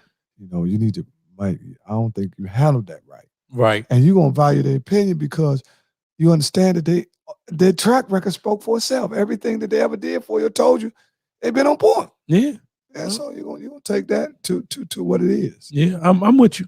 I'm with you. Oh, I did get a message from Dana. She wanted me to let you know or say hello to you. She said she has been missing a couple of shows or whatever because she's been working. Right. So she did see the shout out that we sent to her last show. Just wanted to make sure I told you. One of the loyal listeners, also Quay, also on our day one, Letitia Smith, also Eric Johnson, also Michael Jackson, also Deon Jackson, Monica Massey. Man, we got so many listeners. Also Curtis Binion, JT. We got Dog. We got a lot. We got Dog from Nitty. We got Big Mess. We got my man. Big Mess. Got to get my man Leon Carter back in the building. You understand? Leon Michael Bentley. Michael Belly just trying to do his little 8 hours off us. That little ragged ass motherfucker. Cadillac, he got that motherfucker fender and shit. He going keep ordering them motherfucking parts offline for that motherfucker. It's Cadillac, man. You gotta go Cadillac dealer get that shit, man. Keep ordering all them Amazon bumpers and shit, man. You motherfucker crazy motherfucker. If you got an Amazon bumper in your car some shit. Amazon bumper? Yeah. You get a bumper on Amazon? Yeah, I did. I had one. I had a Cadillac Escalade, man. I ran into a motherfucking Virginia. I swore I hit him, but he really hit me. Okay. So when I go to his car, I see one of them old meth head motherfuckers. Oh, Lord. Yeah, he pulled off. I said, oh, white boy. But I was so nervous because I was in Virginia where I know Negroes go to jail. I said, Right. let me get my black. I ain't even care about my little dent. I said, let me Yeah. get my black ass back across the bridge. Mm. Man, my car was bent up and everything. I went home and looked, and dude said, man, you get a bump off Amazon. I said, huh? So let me ask you a question. Let's say you driving down the street, right? Let's say you driving on Pennsylvania Avenue, DC, right before the Maryland line. You at the light, truck at the light, or cars at the light. Both of y'all pull off at the same time and he sideswipe you, but he don't stop. What's your next move? You gonna follow? Nah. You gonna call the police? Nah. You just gonna keep it moving. You just gonna take your scratch and go. Let me see. I might. That's not gonna piss you off. Well, see, you at a different stage in your life now. Well, you say I'm on Pennsylvania Avenue? Yeah. That's over there by Potomac God. Man, I ain't following that. All right, well, let's change it up. All right, let's change it up. Nah. You on Route 1 in Beltsville. Yeah, I probably, if I'm on Route 1 and I'm in an area where I'm familiar with, I probably would follow him a little bit just to get his tags. Okay. Right? And then take a picture of something. You know, I ain't been in an accident like that in a long time, knock on wood. Okay. I ain't never really had that experience, but my wife has, where a guy hit her and pulled off because he was drunk. Okay. You know what I'm saying? And to the end results of it, they end up having a lawsuit because the guy was a top-notch lawyer in Annapolis. Oh, so okay. he just didn't want, he was fried. Yeah, he was fried, and he made a move, and then he ended up compensating. So fair exchange don't rob. As long as motherfucker compensates you for what they do, because sometimes people make mistakes, man. You don't want you don't want to nail a motherfucker. Yeah, you don't want to. Yeah, you don't want to do that for fucking up, man, because you never know he could be going through some fucked up. But this shit. is all I'm saying. Like if you sideswipe somebody, just pull over, exchange, or say, look, man, I'm fried. I'm going home. Man, these motherfuckers ain't bit more. Give me $200. He ain't bit more explaining shit. When the dude pull off, he gone. He trying to make a left, right, keep straight and look back in the rearview mirror, see if you back there. Right. In these instances, these days, we've seen from tragic instances where people should have left well enough alone. Yeah. You know what I'm saying? That's what insurance is for. It's going to be a little, they got young, oh, Lord. Yeah, I think they did I think they turned themselves in. Allegedly. We ain't putting that out there. It's allegedly. Right. So, and plus your word, we don't know what kind of move where the fuck you getting all this shit from? He do work security, so but he came through with some news. Yeah, Mike, you done took that little motherfucking security job to the brink now. He's calling most wanted Jones out now. But you got to be careful, man. Who you follow? You got to be careful who you follow because they hit your car and all that shit. Because somebody might pull that pole out and bop, bop, bop, bop, bop. Exactly, you know what I'm saying? Because they scared. You could run. You could actually get a motherfucker so scared because the way you pursue a person will make them alarmed. And if you ain't got no gun, right, then you going into a gunfight with nothing. Yeah. Because the average person got a gun in their car. The average person got guns? Yeah. In certain areas. Oh, yeah. You can't possibly be that green to think that you ride. Man, you go up Benning Road and shit, it's 20 cars, go up, 10 motherfuckers got guns. That's 50% chance. Yeah. So if I go up Benning Road, right, and 20 cars go up there, I think 10 motherfuckers got guns. Because if you see the way some people drive and the way they look at you when they pass you, like, what the fuck? What's up? Right. Some people, you're like, damn, Slim. They want that drama. They want that. Like, Slim, I ain't trying. I'm just trying to get work. I ain't. Then motherfucker pull up and then dare you look at him at the light. Right. You know what I'm saying? Like, yeah, nigga, look over here. You know what I'm saying? You looking straight and shit, whistling. Shit, you ain't got no gun. You just Oklahoma power type motherfucker. You know what I'm saying? Then after you pull off, you get your foot on the gas first before you can look over that motherfucker. Right. Don't get jammed. Make sure you can't get jammed behind that motherfucker street car bullshit. So you got to make sure you got a clear path to pull off because I'm telling you, man. Yeah. It's been instances in D.C., man. I don't think you should follow no car, though. Even if it's a swipe or whatever, because like you said, you never know who's going to shoot that bullet back in there. One time I was by the Metro Club, right? And I was doing about 5 miles an hour. And I was looking at this girl. This way back in the day. I'm looking at this girl. I'm like, oh, you were spinning the block. Okay. Yeah, I said, God, the go-go. I said, God damn, that motherfucking young motherfucker fat. I started drifting. And I said, hey, shorty. Hey, shorty. Boom. She's like, hey, how you doing? And then something said, boom, like that. I said, oh, shit. So when I look up, right, I'm looking to see who I hit. Yeah. It's 2 young, burnt out motherfuckers. Right, so I'm thinking like, damn, do they got a jump? You know what I'm saying? Because I had a couple grand in my pocket. I had like $2,500 in my pocket, right? Okay. So I'm saying, damn. So I got to play all this out at one time. Like, see, you got to know the street. Okay. And I'm on the side street over there by the Metro Club. You know that side street over there? And it's kind of dark. Right. Where they could have got me, right? If I didn't know where I was at. Yeah. So out of respect, because I hit them, I still got to get out like I'm proper. You don't know if I got a Joe Neal, so I got to bluff a little bit. Yeah, so right. I get out and say, man, what's up, Slim? I said, man, I got my license registration, man. That's on me.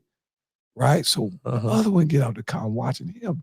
The driver get out the car. He checking the little dent that I put in the jump. Okay. Right now, I'm looking at the car right now. I already got the color of your car. Yeah. In case anything funky go down. Right. I got your color.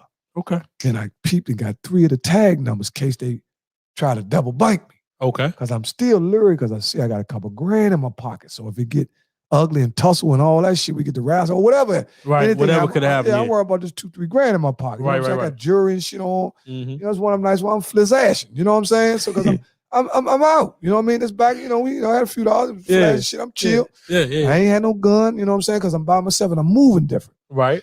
So the young nigga get on the passenger side. He said, he rubbed the joint and said, damn, Slim.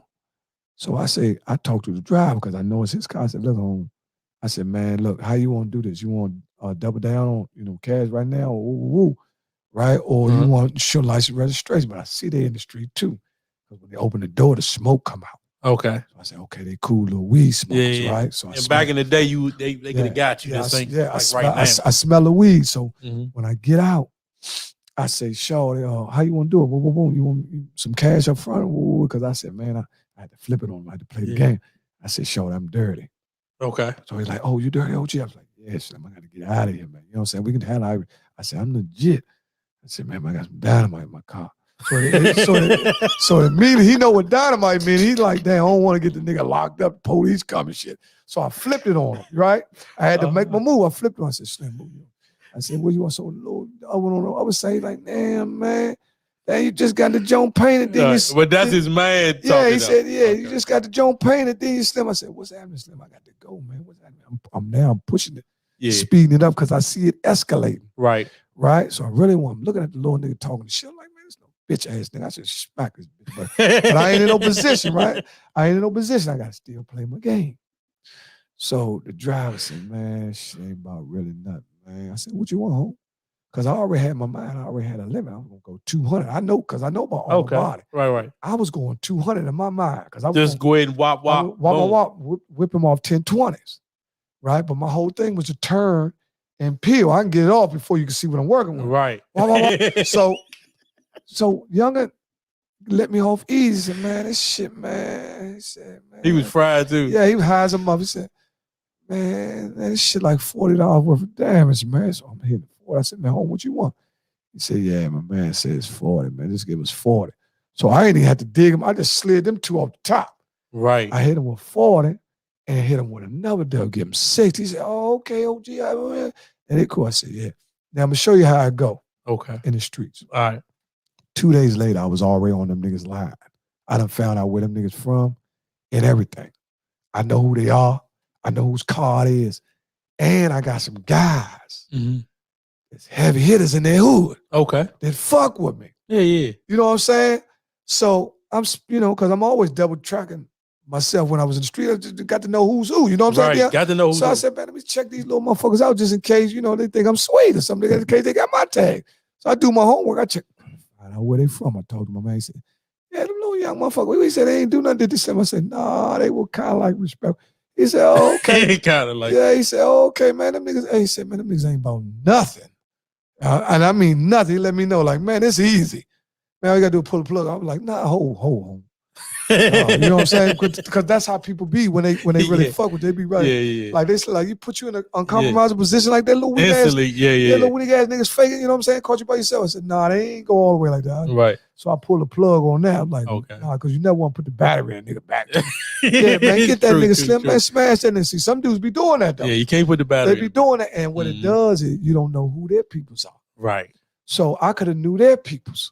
Then you put something in, you put a play in motion, and you behind the play, and you done stirred all that shit where you could have put water out on the fire. All right. Well, it sounds like that's what you did on the break. Yeah, You threw him 60. Yeah, I did. But see, when stuff like that happened in the street, it always had you leery about them, motherfucker. Because you always got to have your antennas up. You never can put them antennas down, man. Because people's credit. People are credit. Especially out there in them streets. And DC's got worse because there are no chiefs, all Indians with big guns. That's what it is now. Yeah, ain't no one dude can say, nah, man, shorty cool out. Shit, they air his ass out. What? Yeah.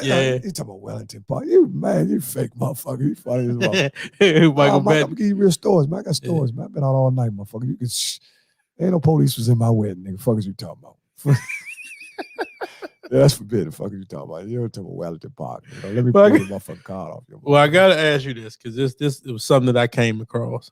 And I want you to tell me where you think this guy's from. I'm gonna play what he talking about some real stuff. Okay.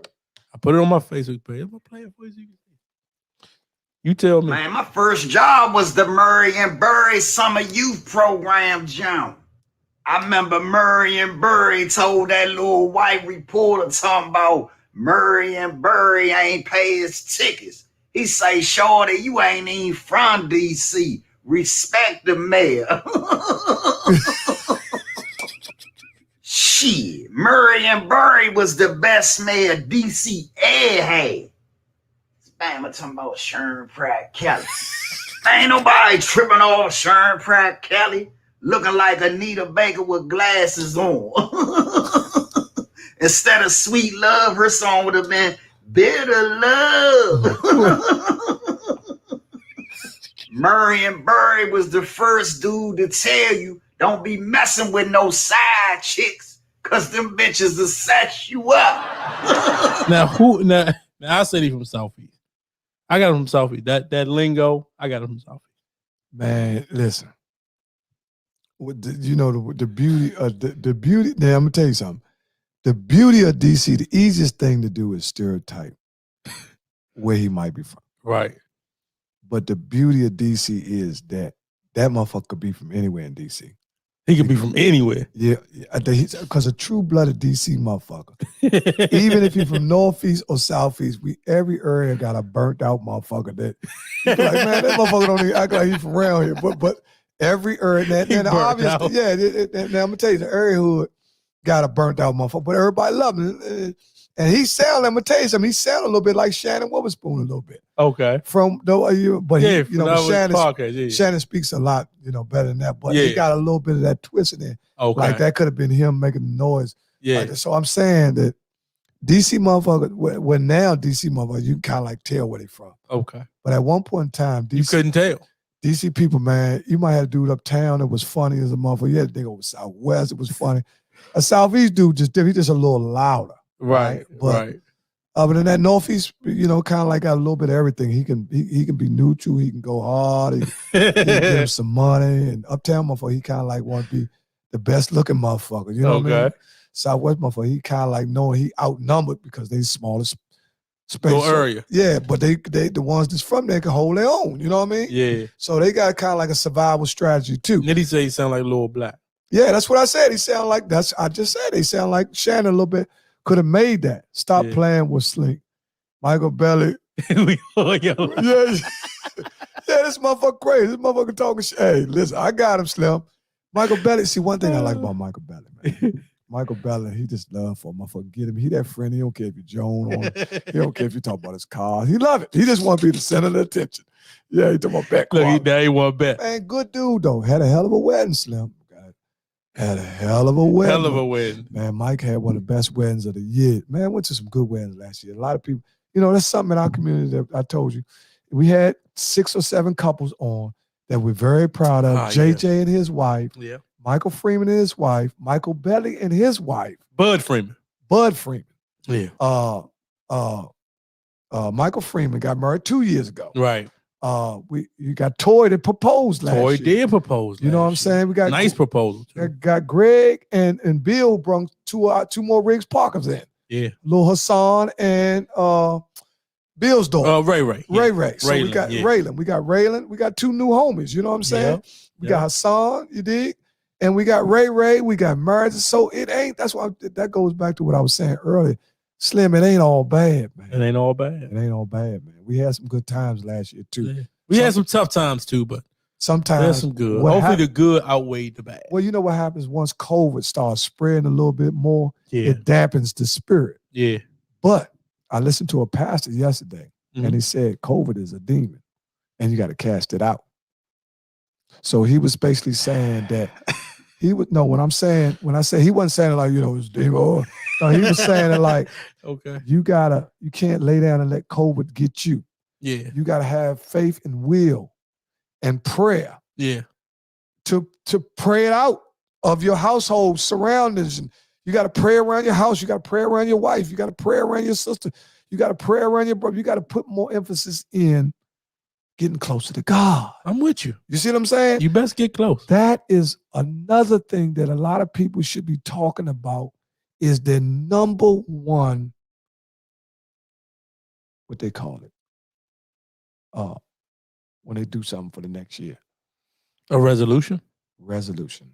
What should be their number one resolution? Getting closer to God. Yeah, you better be getting close now because you don't know when this junk going to end. I think the number one resolution should be getting closer to God. And some people say, I want to get my family, I want to get my credit right. Yeah, all that goes without saying.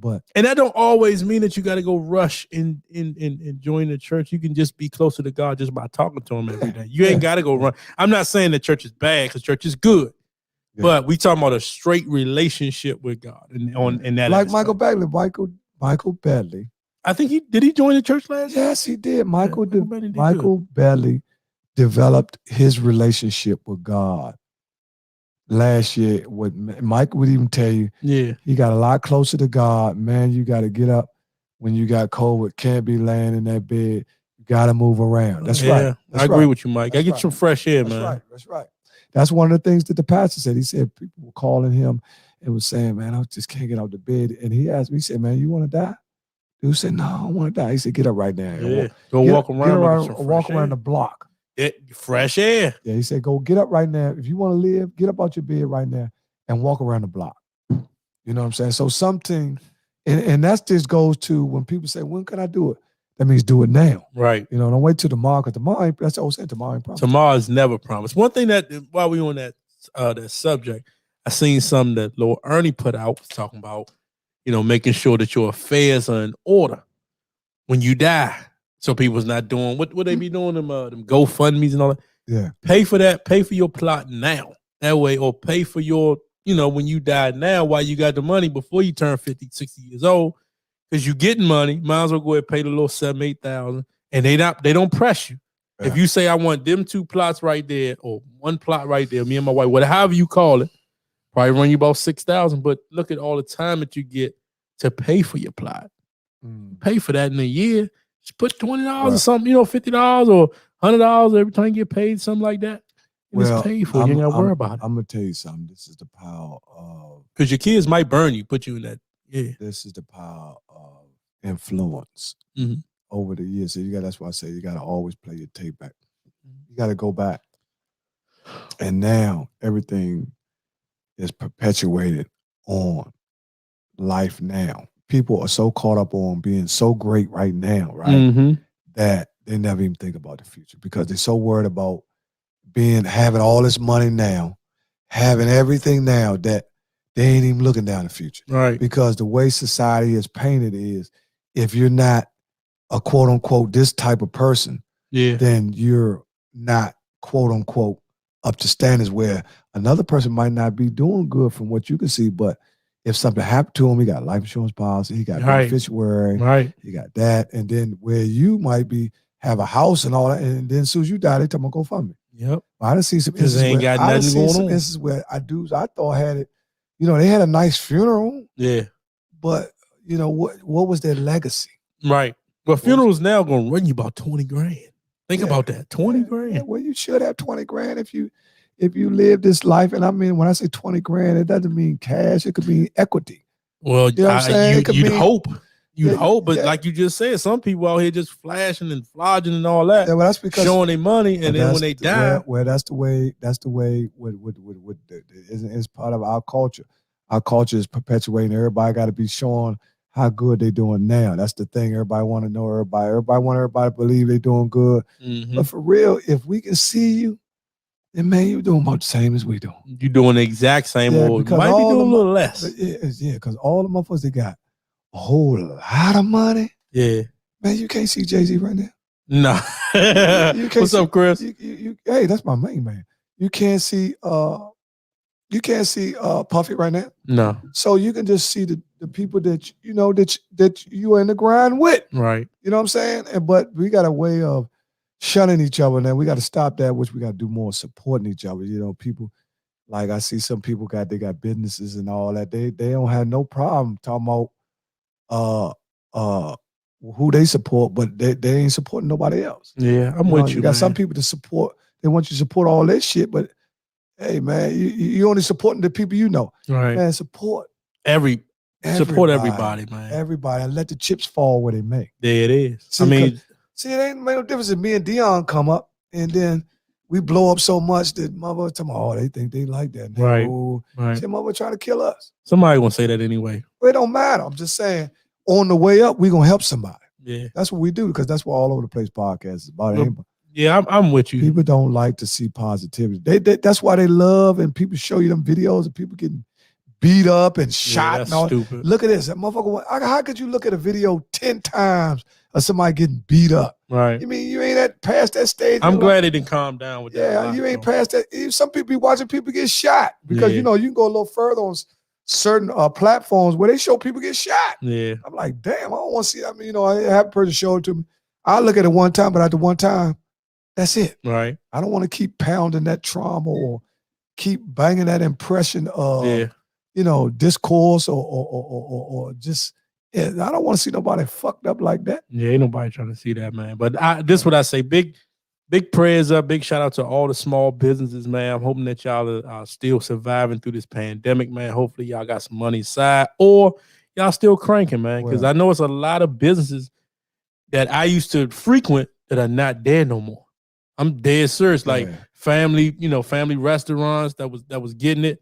They ain't getting it like that no more. Well, it's a lot of people have lost money. Houses, people have lost a lot in the last 2 years. It's tough, man. Last 2 years. It's a lot of repos, a lot of everything, man. Well, the good thing is, man, keep your head up. You gotta stay prayed up. And you gotta take care of your health. Health, I think over this last 2 years, what it showed us all is we also, along with us trying to get closer to God, we gotta get closer to a clean bill of health. Mm-hmm. Can't just tell me, well, I die anything anyway. I eat this. Nah, man, it ain't like that now, because when you say health, what do you mean? Because we under attack. Health is under attack with the COVID. Oh yeah, but that's so you just talking about eating and exercise. Yeah, regardless of what goes on in the world, you still got a responsibility to do the best thing you can for yourself. Indeed, you know you got self-preservation. You damn what's going on outside. If you ain't take care of yourself, shit, you be dead any motherfucker. Everybody gonna die. We all gonna die, but I want to die doing the best that I can to take care of myself and my family. Yeah, I'm with you. What did he say? That answer? What Chris say? He was like, "That's the answer. You got to put God first. That is the answer. Yeah, God is straight like that. That's the first commandment from Jesus, by the way. If you are a Christian, man, a lot of people believe in God till it's time to pay time. Man, I told them God, I gotta give my middleman my money and shit. A lot of people do have issue with time. Okay, that's a great point, Big Mess. People these days use people and love money instead of loving people and use money. Right. I agree with that, Big Mess. Big Mess, no. Do we know who Big Mess is? Huh? Do we know who Big Mess is? Yeah, Big Mess, that's Big Mike's son. Oh, okay. Yeah, I know who Big Mess is. Okay. That's Peach's niece. Nephew. Okay. Hell yeah, I know Big Mess. Well, Big Mess, let me just say this. Because when you got a lost set of people, right? Uh-huh. You can get them to do a lot of different things that they really shouldn't be doing because they're lost, right? And us as a people, we're lost. That's why you see so many subdivisions in our community as well as other ethnic groups, right? Where one of the key reasons a lot of them are able to hold on is because they're unified. Okay. Now you got other ethnic groups, man, that don't get me wrong, everybody got bad motherfuckers in every ethnic group. Mm-hmm. But if you start talking about unity, if you start looking at other ethnic groups that stick together, Yeah. you start seeing people talk bad about the Migos and the Mexicans, but they stick together. They stick together. They stick together. They'll live. They got their own communities. Man, they support their own. You ain't gonna never see no motherfucker whole lot of Migos going in the museum buying motherfucker hoods and shit. Right. They'll go in their own people shit. They buy that little cheap shit. Yeah. And keep it moving. Yeah, keep it moving. Now, we are the only ethnic group that support every other ethnic group. We go in Chinese stores. We go in name some different of that's just the way we are though. That's actually a positive thing though. I don't think that's a negative thing. I think to a certain we are I believe we the greatest people on earth. Yeah, but I think to a certain degree because of the capitalism, I think that hurts us because our dollar gets broken down to the point where it can't help us as a whole. Mm-hmm. See, our dollar is the weakest thing we got now. You see what I'm saying? Yeah.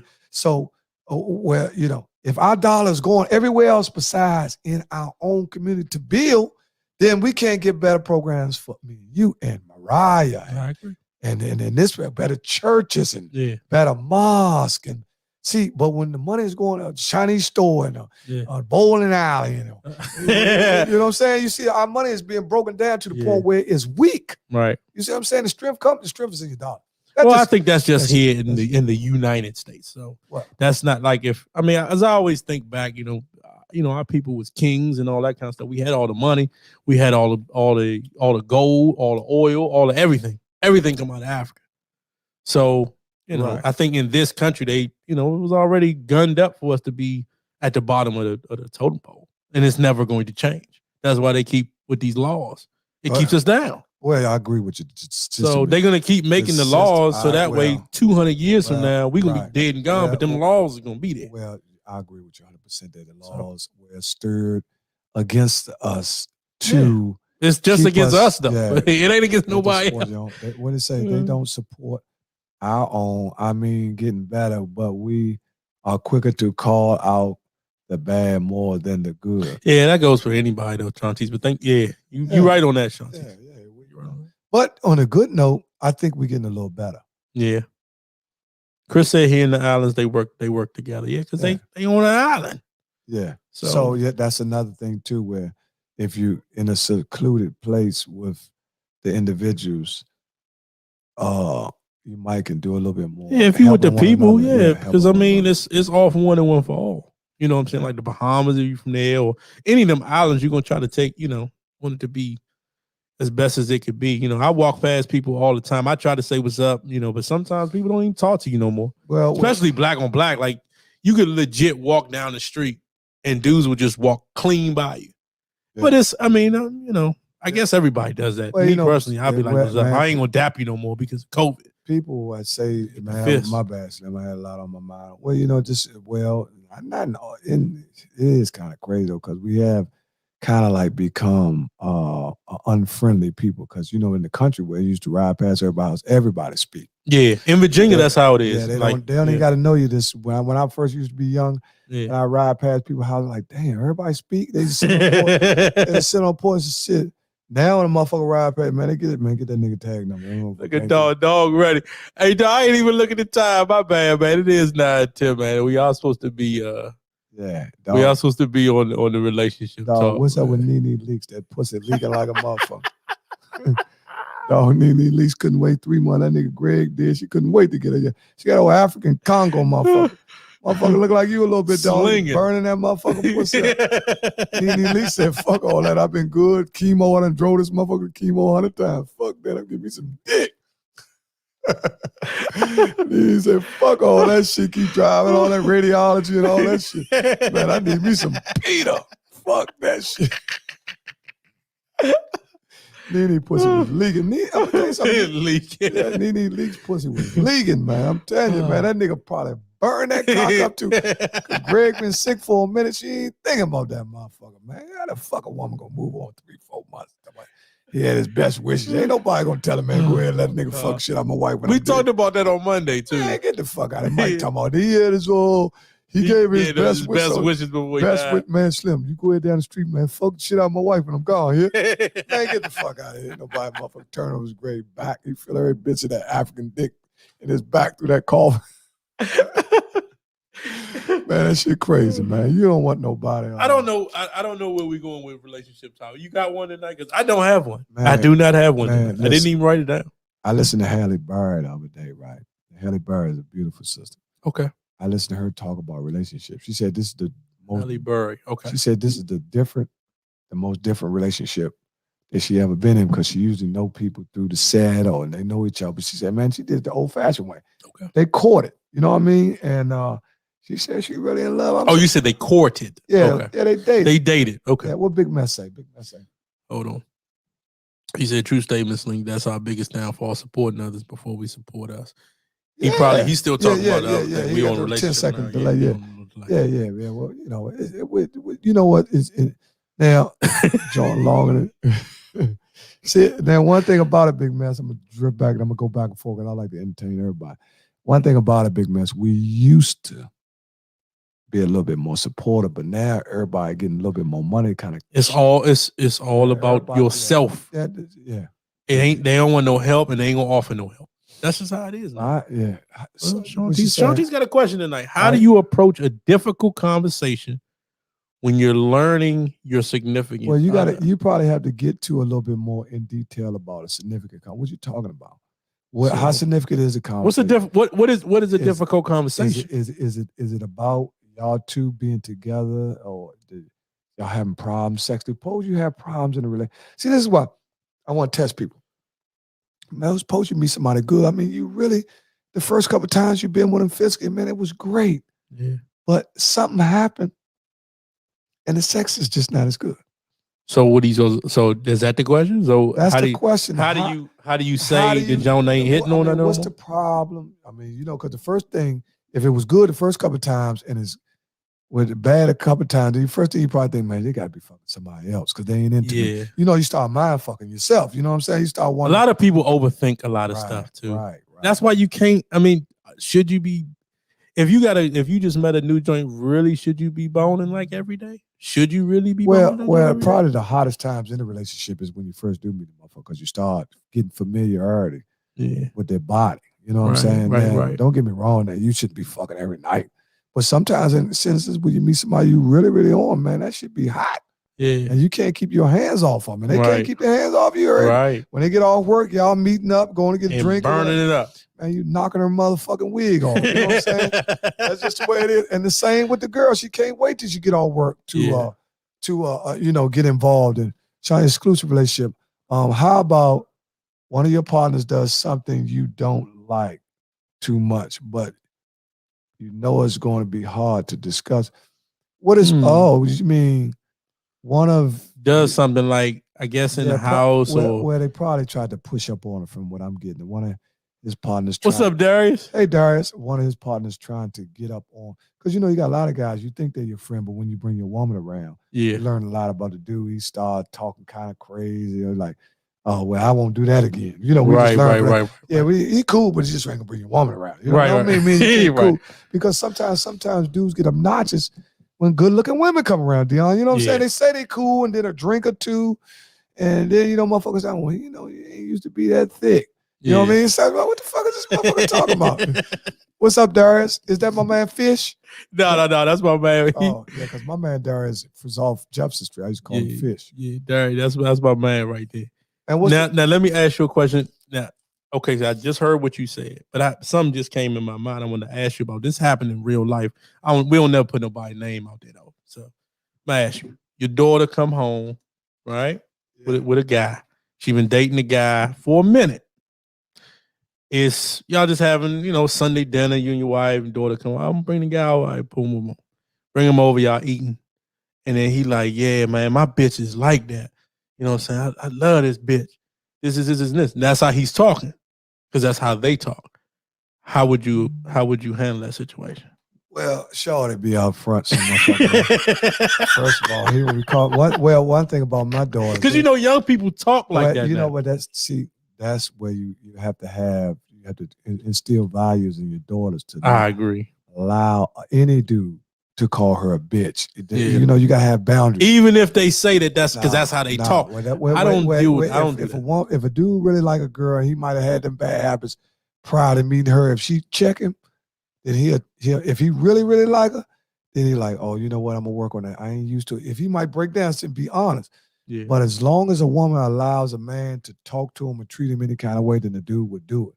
So sometimes, in all instances, a woman got to be woman enough to say, hey, look, I don't be going for all them bitches and shit. Mm-hmm. He like, oh, girl, bitch, what you talking about? I say, look, you take care of yourself. Yeah. You got to be willing to cut it off right then. All that trying to come up with excuses and all that for a reason, because he going to get back to calling you a bitch.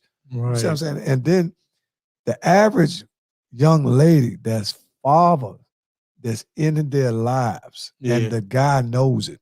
He has a different respect. What's up, Nakia? He has a school. Hey, Nakia. He has a different respect for the young lady because he know unless the daddy be old goofball motherfucker, he kind of like know it might. But even to say it in front of the father, that's a lot though. Well, that's a whole lot. Well, he won't. If man, I ain't never had no guy even think about even using profanity at my table. Right, in the house too. My house, and man, nah, man, the motherfucker already. And see, they gonna. But what if she cool with it though? What if she's cool with it? That's on your daughter. That's where you failed as a parent to instill them values. See, you gotta go back to. So you would just say, "Look, man, you got roll." I mean, she ain't gonna be cool. That's not gonna happen because if it did happen to be the first time you happen, because your daughter gonna like, man, what the fuck is you talking about? Right. And don't hold up. You gotta hold up. She gonna stand up like, hold up. You know what I mean? Yeah. She gonna. You can see that it ain't never happened before. But if she's just sitting there and you know he been doing it, right? She been allowing it, right?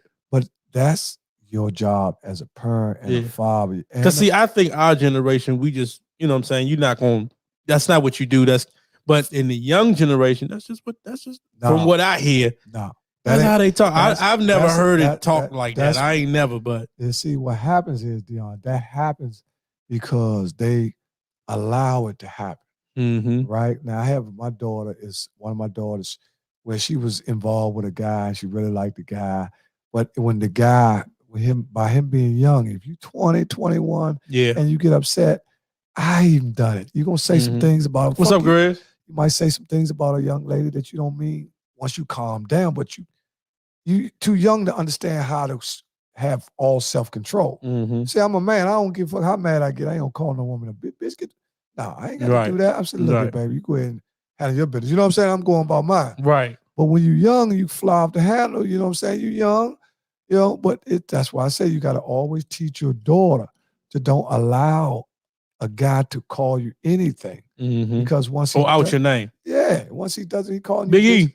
Hey, Big E, that's something you're supposed to teach your daughter. You teach them when they're young. Yeah, you got to teach them the values. Like I said, my daughter was in an instance where the guy lost off the deep handle. You know what I'm saying? And then, you know, he might have called her out a name.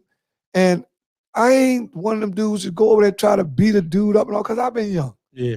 The only thing I'm grateful is that he didn't get to the point where he lost self-control and tried to put his hands on her. Right. That's when things different. But if all together. But if he slipped up and then, man, bitch, what the fuck are you on? Because the youngest now, I know they're different now. They're a little bit more sensitive opposed to how we did. Yeah. We might say fuck you. Right. But we ain't gonna call you no bitch. Nah, we definitely ain't doing that. Especially if you're pussy good.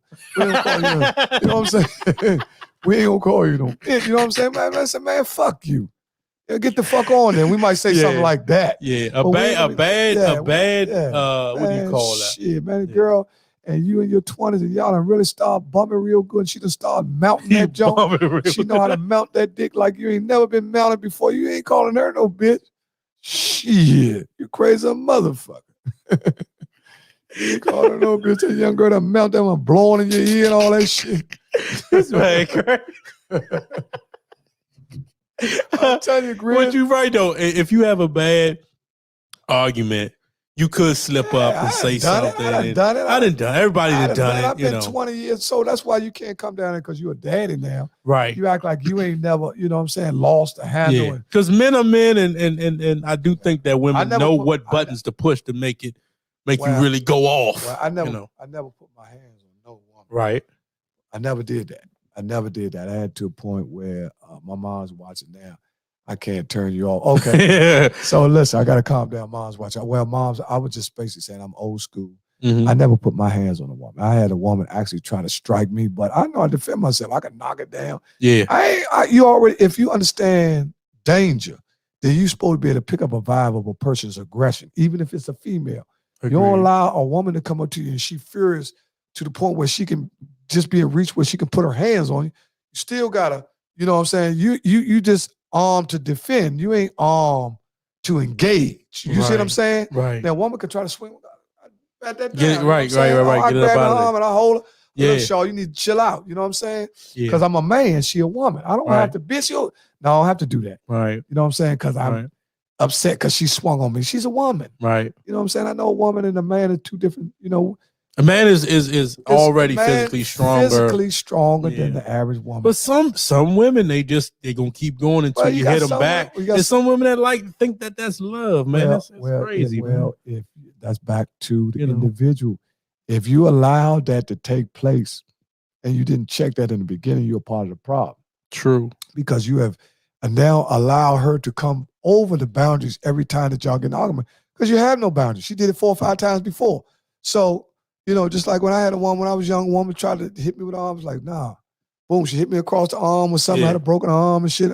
I already knew this broad gets upset. She likes to put her hands. She loses control. So I knew we weren't going to go but so far because that's not. What if your lady is Layla Ali? Layla Ali. Well, that's different. That's different. Now, even Layla Ali is a woman, whether she has technical skills or not, she's still a woman. So are you one of the people that believe, because I've heard this before, if he hit you once, he'll hit you again, or if she hit you once, she'll hit you again. If it's a domestic abuser, physical domestic abuser, if they hit you one time, they definitely gonna hit you again. I believe that. Okay. I believe if a person hits you once, I believe the relationship is over. That's the principles that I operate on. If you hit me one time, it's over. Yeah. Yeah, it's over. I ain't even gonna allow you to hit me twice. Right. You know what I'm saying? We don't because you don't cross that boundary. That's back to you got to have boundaries. Certain things are deal breakers. Yeah. You put your hands on me, it's over. You know what I'm saying? Mm-hmm. And that's just the same. No thing. matter how strong it is, the torch and all that. I don't give a fuck how good your ass is, your pussy. If you put your hands on me, it's over. I don't even want to fuck you no more. Right. I'm cool. I'm gone because I know that's just some fake shit. We eventually get back to you trying to hit me again. Right. I ain't crazy enough. That's like you bring a snake home, you get bit. Yeah. You brought a snake home. But remember we had the girl that called in and she was like, look, man, dude can hit her, but then they would just fall back in love because the love was so strong. They was together for all this time. It gets like that too. Like it's easy to say you hit me, I'm gone. But for some people, you hit them, they keep going, or because of whatever, they think the guy gonna get back right or the female gonna get back right, and they stay with them and they keep getting hit. Well, abuse is abuse. And abuse is abuse. Abuse is abuse. If you stay in a relationship, you're abused. You know what I'm saying? And you might have started to develop a tolerance for abuse. You know what I'm saying? In some cases, people are scared to leave. You know what I'm saying? Right. Because dude might try to kill him, or the girl might try to kill him, or some places call their job. They might be out of town, and this is the only person they know, and he got you barricaded up in there, or she got you. You know what I'm saying? So because it's not always the guy that be wilding out. It's a couple of females that wild out too. I never put my hand on a woman. Ain't no woman ever could say that. That you got mad and just pow. Nah, ain't no woman. I'm 58 years old. Ain't a woman that can ever say, man, he smacked me or nothing. I done pulled my dick out on him. You know what I'm saying? I got back and pulled my dick. I done flashed on the motherfucker, but I ain't never hit a motherfucker. I do the opposite way. I pulled my Johnson out on the motherfucker. You know what I'm saying? If she break your nose, it's go time because you will be on World Star. Yeah, but see, dog, like you, dog, you pretty big guy. You can't let no goddamn girl. You already know when a broad start tripping because your voice gonna change. Yeah. Oh, motherfucker. So you already got your eyes on. You ain't gonna be stupid enough. It's just like when you got a dude. You ain't gonna be stupid enough to let them walk all the way up on you and angry and shit. So I got my eyes on you once you start using filing. Oh, you bitch ass motherfucker. I'm gonna get my brother. Oh, so I said, this bro. Tripping. Let me make my way towards the door. Right. You know what I'm saying? Because get up out of there, let cooler heads prevail. And then I already know with my track record, all a woman got to do is say, I hit her, right? And now I'm sitting up in front of court because of my background. They gonna look at me and go straight up, you hit her. Yeah, because I done had a buddy of mine where he called the police on the gal. But when the police came, she was out front making all this noise like he hit her. Right. So the police came and put the cuffs on him. And then next thing you know, the sergeant came and said, no, hold, what you doing? He called the police. Right. You see what I'm saying? Take the cuffs off of him. Because they always gonna go with the man first. Take the cuffs on him and put them on her ass. Right. You see what I'm saying? So it could be, the male is always going to be naturally always. Naturally seen. And then if you black, he's definitely coming for you. Because actually, any situation, they believe that a man is stronger than a woman in a situation, in a physical situation anyway. So you can be perceived as the abuser. Right. You know what I'm saying? Right. Unless they come and you got blood and shit hanging, you bleeding and shit, and she got a frying pan, and I told his ass, unless it's something like that where the police can actually see, you leaking or something. That's something different. Yeah. What do you say? Happy New Year, Sean. Hey, Sean, man, y'all got a hope and a prayer, man. Look, we got 5 more minutes. We'll give y'all the last 4 or 5 minutes based on the Steelers. Do the Steelers have a chance? Of course they have a chance. Well, having a Hall of Fame quarterback, a Hall of Fame coach, that alone gives you a prayer. I just got a question that just came. They texted me. They said, the question is, what's worse for a man getting beat up in front of your kids or your lady getting beat up in front of the kids? I think that either or is terrible, man. You should never do that. Yeah. First of all, you shouldn't be hitting nobody. Yeah. That's first of all. But it's even worse if it's in front of some kids, though. Because now you're bringing that trauma to the kids. Yeah, kids are definitely. The kids, it's the same. But sometimes the people be fried or drunk or whatever. You don't know what they're going to do. So what my man John Hamilton. John Hamilton.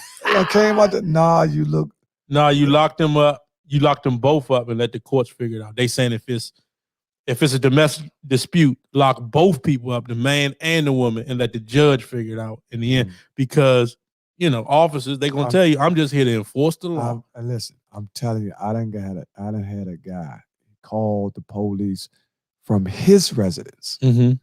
And the girl was out front of his residence. Yeah. But because she was out front, they listened to her story before they even got to who called the police. Yeah. Because you're supposed to go see who called the police. Right. So once he called the police, they would listen to her because, she was out there rallying, he hit me. Ooh. So already she done formulated an opinion about what happened prior to them even going inside. Right. So that was like, no man put their hands on a woman. I'm with you, Sean. My mom. That's what I was taught as well. Everybody was taught that, man. I was taught that. Not everybody. No, you're right. Not everybody. Some people, mother told me, if the girl hit you, hit him back. Yeah. See, these are different things. And some people didn't see their father beat the moms up, and they just go right into that. I heard some mothers tell guys, these young guys, if she put her hands on you, you treat her like a fucking dude.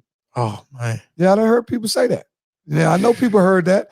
I ain't the only one heard that. I heard people, a mother might have told. I've heard that before. Look, if he put his hands on you, if she put her hands on you, dog him. Then you treat her like a fucking dude. And she do. And just like you supposed to tell your daughter, you teach your daughter, don't put your hands on no dude. Right. See, that's your job. Right. See, it's got to be a parental thing. See, parents got to take responsibility too for the values that you instill in these kids. Yeah, so they make good choices. I'm with you. Our parents already told us, man. Yeah. Oh, Anthony Pixie, my man. I bitch me, I'm fucking her for getting out her lane. Yeah, well, that you ignorant motherfucker. You don't talk about what you going to hit a bitch and all that shit. That's crazy. You black ass motherfucker. You sick. You talking about hitting a woman. Yeah, that's my man. Black ass motherfucker. Talking about beating a woman up, man. You ain't even gonna let no woman get all up on you like that. You know how to defend you. This is what I don't understand about dudes when they say a woman hit them. If you don't let a dude get up in your face, how could you let a woman get up in your face like that? Yeah. You know what I'm saying? Just like you're not going to let no dude walk up on you and steal you ain't going to let no woman do that. Especially if they already being aggressive. You already know what's going on. They aggressive. They all pointing at you. You hear, but you already know that what happens is a lot of guys think just because they the man that she won't push it. She won't push that envelope. Right. And a lot of women, once they see that you actually not in defense mode, that's when they'll try something. But if they see you set, like, oh shit, this nigga might steal the shit out of me if I, you know what I'm saying? They got to at least know that you in defense mode. You ain't in attack mode. Right. But you in a mode like, girl, look, I ain't letting you walk up on me and smack me or nothing like that. That ain't happening. You know what I'm saying? So, because you got to be careful. If you teach your daughter that, you teach your daughter to keep her hands off guys as well. Yeah. You tell your daughter, don't put your hands on no dude. Well, And we like to thank everybody. yeah, go. We got one last, our last Joe Gone But Not Forgotten, man. Y'all go ahead and send them in now. Gone But Not Forgotten. Does not mean that somebody has to be dead. It's just Gone But Not Forgotten. What did my man Mike Ellison say? What did he say? Mike Ellison said, okay, hold on. Let me take a AKA B5. Gone But Not Forgotten. Hold on. Let's take Sam Ellison. That's his brother. Sam Ellison. Okay. I'm gonna take Gone But Not Forgotten off because I think he's talking about. Okay, so Mike B. Fry said, I got a blessed woman that came into my life. I'm grateful and thankful for the grace of God. I'm getting married, and you are invited in October, both of y'all. Man, we appreciate that, man. So we got our first wedding invitation. Yeah, B5, man. I'm glad I see this woman. I know I met her, everything. Appreciate that, man. See, B5 is rough around the edges, motherfucker, man. He met a woman that know how to treat him. You know what I'm saying? Because you got to understand that the black man been through so much.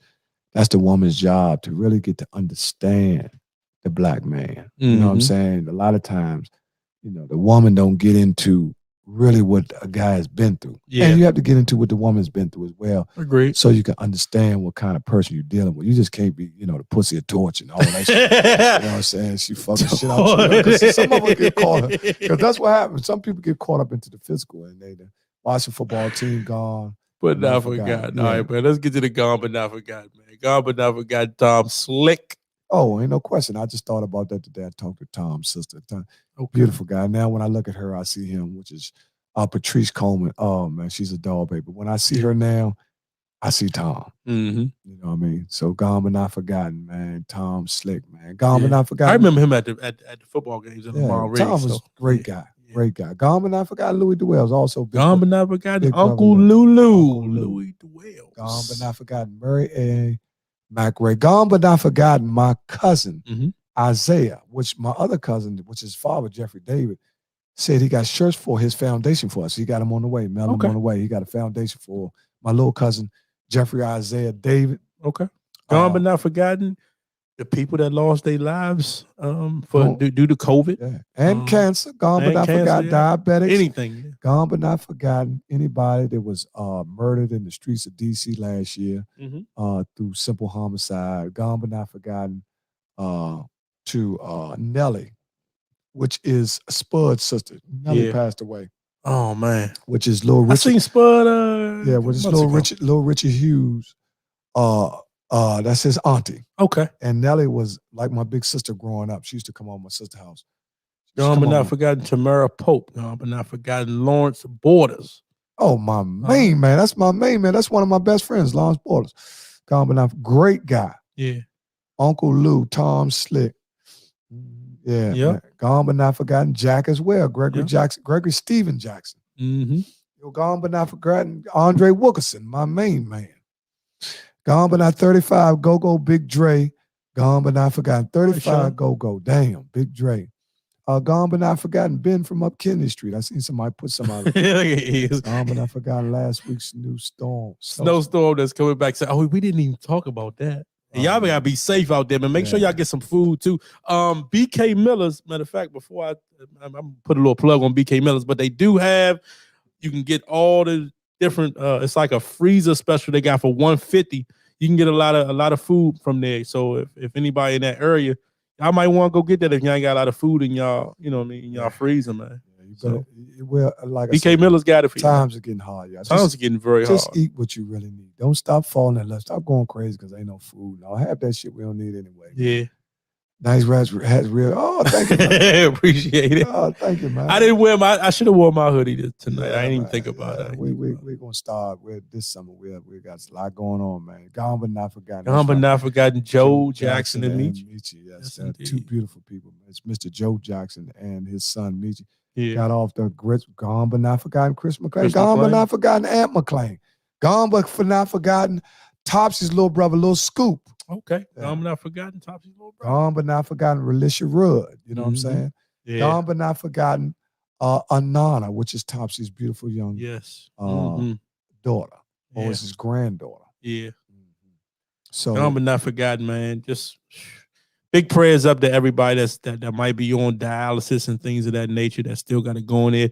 Big prayers up to the gone but not forgotten. Prayers up to the people that's on the other side of that wall that still got to deal with COVID too. Yeah. And they on the other side. Yeah. And they can't just go and get a test or go do whatever it is they got to do because they behind that wall. So, you know. And they eating that nasty ass shit they got behind that wall. That food be nasty.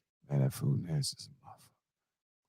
Man, that's another way where they get to you too, where you go in the institution and you end up thinking you slick because you're going through the commissary, but actually you're feeding the system. You know, you look at how much money you spend in commissary just to not to eat the food that they have, which the food in commissary is unhealthy too. So you gotta, man, that shit crazy, man. That's gone but not forgotten, Riverdale Dog, my man. Yeah, that's my man, Riverdale Dog, man. Yeah. Love y'all too, brothers. Keep up the good work. Listen, we want everybody to tune in Monday. We will have an author who in here. Yeah. Who is my sister. I'm going to get in contact with her. I want to get the flyer out. I like to, as y'all share the flyer when you go, my sister's very intelligent. The name of the book is Never Say Never. That's a good title. Yeah. I agree with you. Yeah, I saw the thing too. So I think that's going to be a great show. Yeah. We'll get to her. She's highly intelligent. Don't miss it. Listen, man, thank everybody for tuning in tonight. Giving us an hour, even if you gave us thank Riri for coming. Yeah. Happy even birthday, if you gave girl. us 10 minutes, 5 minutes, 2 minutes. Happy birthday, my man Brian Lamont. Love you, Slim. Big boy. We get together this weekend. Yeah, man. Enjoy y'all weekend, man. Enjoy the game. Friday, y'all. You know Negroes love Friday. It's y'all last day of the week. Y'all get Moet and 3.5s and all that shit. You know, you motherfuckers start pulling that weed. It ain't all bad on this motherfucker. Motherfuckers start pulling that weed, smoking that weed. Yeah, it's Friday. Bye, Shantice. We're going to get together. Oh, and don't forget, I know all them bets. I got them written down, y'all. I'm be looking for my money, too. Shantice, I need to see you before Tuesday. I want to show you this spot. So we'll get together between now and then. Slink Deon. Thank you, cousin. I'm coming to get my hair cut. You had me. What the fuck? I was pregnant with you? Get the fuck on out of here. You fuck, get your black ass out of here. I love you, boy. Yeah, y'all have a good weekend, man. Yeah. Hopefully y'all stay. Everybody be safe. Keep your mask on. Do what you got to do. You know what I'm saying? Stay COVID free. Do the best that you can. Yeah. And if you do the best as you can, God will do the rest. There it is. Enjoy y'all weekend, man. We'll see y'all Monday, MLK Day. So I'll be all. It's our youngest dance today. What is this shit right here? This motherfucker look like his chest hurt. I ain't never seen nobody dance like that. You ain't never seen them youngest dance like that? I be saying when they be chopping, that'd be funny to me. Mike might know how to do that. That would be hilarious. See, we used to get up in too because we try to get behind the girl. These niggas. You like that? Come on. Man, we love y'all. With the run. Love y'all. Thanks for tuning in, everybody. Thanks for tuning in, share the show. Don't forget to share the show, man. Yeah, when y'all see it, man, just give it a look, man. Appreciate y'all, man. We'll see y'all Monday, MLK Day.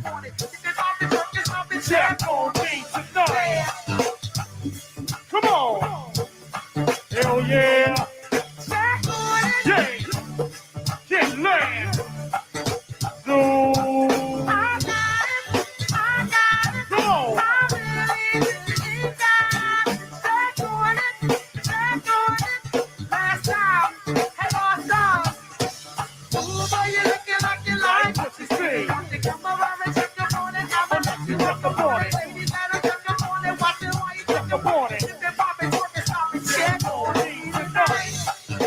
Hell yeah.